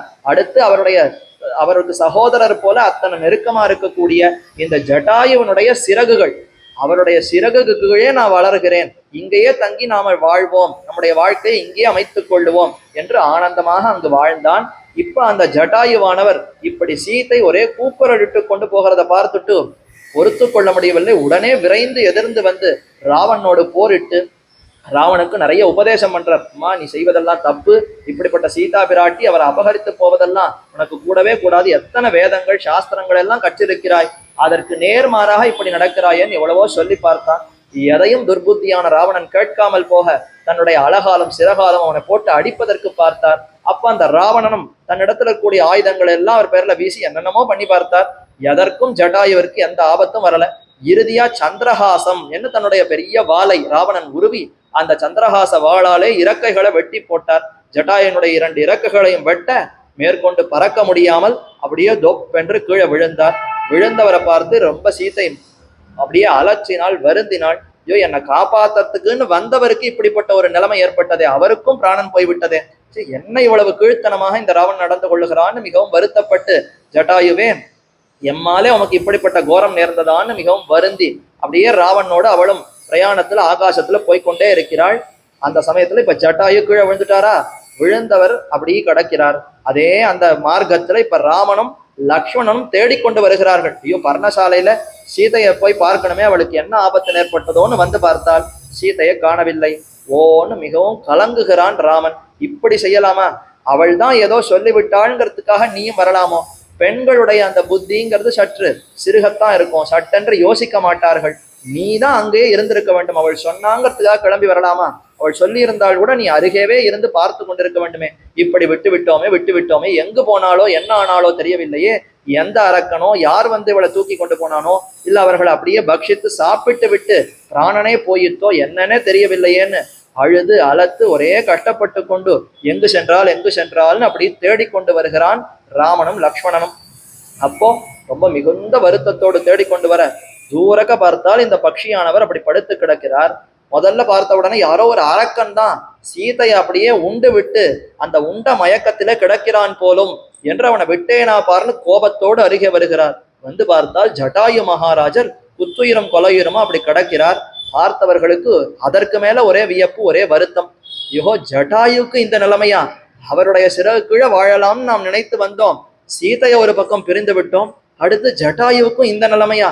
என்ன ஆயித்துன்னு தெரியவில்லையே, ஏன் இந்த நிலைமைன்னு ஜட்டாயுனிடத்துல கேட்க அவர் ஒரே ஒரு வார்த்தையை தெரிவித்தார், ஆயுஷ்மன்னு. என்ன முதல்ல மங்களாசாசனம் செய்தாரா ராமனுக்கு. ஆயுஷ்மன் என்ன, ஆயுஷோட இருக்க வேண்டும் ராமா. என்ன, ராமர் இப்ப துடித்து கொண்டு வருகிறார். அவருடைய பிராணனை போல சீதையை பிரிந்து அவரால் தரிக்க முடியுமா? ராஜ்யம் இல்ல, சொத்து இல்லைன்னு சொன்னா கூட அவர் தாங்கி கொள்ளுவார். ஏன்னா எத்தனை சொத்து வேண்டுமானாலும் அவர் சம்பாதிப்பதற்கு சக்தி, ஆற்றல் உண்டு. ஆனா தனக்கு பிராணனாக இருக்கக்கூடிய சீதா பிராட்டியை பிரிந்து விட்டார்னா இவருக்கு என்ன ஆபத்து வந்து விடுமோ தெரியவில்லையே. எந்த ஆபத்தும் இல்லாமல் இவர் ஆயுஷோடு சிரஞ்சீவியாக வாழ வேண்டும் என்று முதல்ல ராமனுக்கு பல்லாண்டு பாடுகிறார் ஜட்டாயு. இந்த ஒரு குணம் அவருக்கு எப்பேற்பட்ட குணம், அதுதான் ஜட்டாயு மகாராஜர், பெரிய உடையார் என்ன அவரை கொண்டாடுகிறோம். தனக்கு உயிர் போகிற நிலைமையில கூட ராமனுக்கு எந்த ஆபத்தும் இருக்கக்கூடாதுன்னு பல்லாண்டு பாடி இருக்கிறார்னா அதுதான் சிறந்த அந்த பக்தர்களுடைய குணம், பாகவதர்கள் ஸ்ரீ வைஷ்ணவருடைய குணம். பெரியாழ்வாருக்கும் அதே போலத்தான் மங்களாசாசன பாரிப்பு. அது ஜட்டாயு மகாராஜர் அன்றே அப்படி காட்டினார். ஆயுஷ்மன் என்று அவருக்கு ஆசீர்வதித்து விட்டு, நீ யாரை தேடிக்கொண்டு வருகிறாயோ, ராவணேன உபயம் ஹிருதம் சாச்ச மம பிராணா, நீ தேடிக்கொண்டு வருகக்கூடிய அந்த சீதா பிராட்டி இருக்கிறாளே, ஒரு மூலிகைகள் எல்லாம் அடர்ந்த காட்டுக்குள்ள வைத்தியர்கள் போய் தேடி பிடிப்பார்களே, அந்த மாதிரி இந்த காட்டுல எங்க சீத்தைன்னு நீ தேடிக்கொண்டு வருகிறாயே, அந்த சீத்தையும் என்னுடைய உயிர் பிராணனையும் ராவணன் அபகரித்து சென்றான் என்று ஒரு வார்த்தையை சொல்லி அத்தோடு பிராணனை விட்டார் ஜட்டாயு மகாராஜர். ஓ, ராவணன், அவனால இப்படி ஒரு கோரம் உனக்கு நேர்பட்டதா என்று மிகவும் வருந்தி, ஐயோ, தசரதன் இடத்துல வாழ முடியாத அந்த துக்கத்தை இவரோடு வாழ்ந்து போக்கிக் கொள்ளலாம்னு நினைத்தேன், அதுவும் கிட்டவில்லையே, நான் எவ்வளவு துர்பாகியன், எவ்வளவு பாப்பம் செய்திருக்கிறேன்னு தெரியவில்லையேன்னு தன்னையே நொந்து கொண்டார்.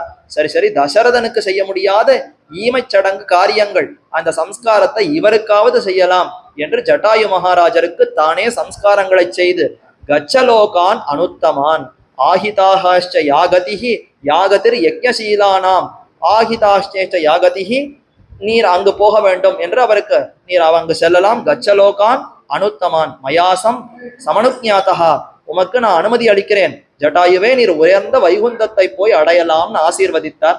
ஜட்டாயுங்கிற அந்த உடலை நீத்து அந்த ஜீவாத்மாவானது அப்படியே திவ்ய தேகத்தை பெற்று திவ்ய விமானத்தில ஏறி வைகுந்தத்தை அடைந்தது என்ன சரித்திரம். அப்ப முக்தியே கொடுத்தாரே ராமன். சீதை எங்கு போயிருக்கிறாள் தெரியவில்லை, ஆனா வைகுந்தத்திற்கு மார்க்கம் எப்படி தெரிந்தது? இதைத்தான் கூலத்தாழ்வான் அதிமானுஷஸ்தவத்துல கேட்கிறார். ராமா, நீ ரொம்ப அழகா நாடகம் போட்ட, வாஸ்தவம், மனுஷன்னு சொல்லி கொண்டு வந்தாய், யார் சீதையை அபகரித்து கொண்டு போனான்னு தெரியல, மாயமான் பின்னாடி போய் சீதையை தொலைத்து விட்டு சீதை எங்கு போனான்னு தெரியலன்னு தேடிக்கொண்டிருக்கிறாய். சீதை போன வழி எங்கள் எல்லோருக்கும் தெரிந்திருக்கிறது. ராவணன் தான் கொண்டு போனா, அசோகவனை சிறை வைத்தான், எங்களுக்கு எல்லோருக்கும் தெரிஞ்சு போச்சு. ஆனா ராமன் ஒருத்தனுக்கு தெரியலையாம். இது என்ன நியாயம்? அதே சமயத்துல இங்க யாருக்குமே தெரியவில்லை முக்திக்கு எது வழி, எதன் மூலமாக முக்திக்கு போக வேண்டும்ங்கிற வழியே எங்களுக்கு தெரியல. ஆனா மனுஷனான உனக்கு அந்த வழி எப்படி தெரிஞ்சது? சீதை பிரிந்து போயிருக்கிறாள், அவள் எங்கு போனால்னு தெரியலையா? ஆனா வைகுந்தத்துக்கு இதுதான் மார்க்கம், உன்னை அனுப்புகிறேன், நீ போகலாம்னு ஜட்டாயுவுக்கு எப்படி அனுமதி அளித்தாய், எப்படி கொடுத்தாய் தெரியவில்லையேன்னு அங்க கேள்வி கேட்கிறார். அப்ப மனுஷ தன்மைக்கு மீறின செயல், அதான் அதிமானுஷமான சேட்டித்தத்தை எம்பெருமான் காட்டினான். அவ பெருமாள் என்னதான் தன்னுடைய மேன்மையை மறைக்கணும்னு பார்த்தாலும் மறைக்க முடியாது, எங்கேயோ வெளிப்பட்டு விடுமா. இப்ப ஜட்டாயுவை பார்த்து தன்னுடைய அன்பினாலே நமக்காக பிராணனை விட்டிருக்கிறாரே, நம்முடைய கைங்கரியத்திலே சீதையை ரட்சிக்க வேண்டும்னு தன்னுடைய உயிரையும் பொருட்படுத்தாமல் இப்படி பிராணனை விட்டிருக்கிற இவருக்கு மேலான உயர்ந்த லோகம், உத்தமமான அந்த பராமதத்தை தவிர இவருக்கு வேற எதை கொடுக்க முடியும்? அதையே இவருக்கு வழங்கலாம்னு தான் அதை கொடுத்தாராம். அப்படி பெருமானுடைய அந்த பெருமை வெளிப்பட்ட ஒரு தருணம். அப்ப ஜட்டாயுவை அணைத்து கொண்டு சம்ஸ்காரங்களை செய்து அந்த ஜட்டாயுவை மோட்சத்துக்கு அனுப்பி வைத்தார் என்பது ஜட்டாயு மோட்சத்தினுடைய அந்த சரித்திரம். அப்ப இன்னைக்கு ஜட்டாயு மோட்சம் வரைக்கும் பார்த்துட்டோம். இனி மேற்கொண்டு ராமன் எங்கெங்கெல்லாம் தேட போகிறார், என்ன நடக்க போகிறது, மேற்கொண்டு சுக்ரீவனை எப்படி சந்திக்க போகிறார், அவருக்கு பட்டாபிஷேகம் செய்து வருகிறார், வானரங்களுக்கும் ராமனுக்கும் எப்படி ஒரு தொடர்பு ஏற்பட்டது, அந்த சரித்திரம் எல்லாம் நாளைய தினம் இந்த இடத்துல அனுபவிக்கலாம் என்று கூறி அமைகிறேன். ஜட்டாயுவுக்கு கட்டாட்சித்த ராமன் நம் அனைவருக்கும் கட்டாட்சித்து நமக்கும் அந்த மோட்சமாகிற இன்பத்தை ஆனந்த சாகரத்தை கொடுக்க வேண்டும் என்று பிரார்த்தித்துக் கொண்டு அமைகிறேன். மங்களம் கோசலேந்திராய மகனீய குணாப்தயே சக்கரவர்த்தி தனூஜாய சார்வபௌமாய மங்களம். ஸ்ரீமதே ரம்யஜாமாத்ரு முனீந்திராய மகாத்மனே ஸ்ரீரங்கவாசினே பூயாத் நித்யஸ்ரீ நித்யமங்கலம். ஆழ்வார் திருவடிகளே சரணம், எம்பெருமானார் திருவடிகளே சரணம், ஜீயர் திருவடிகளே சரணம்.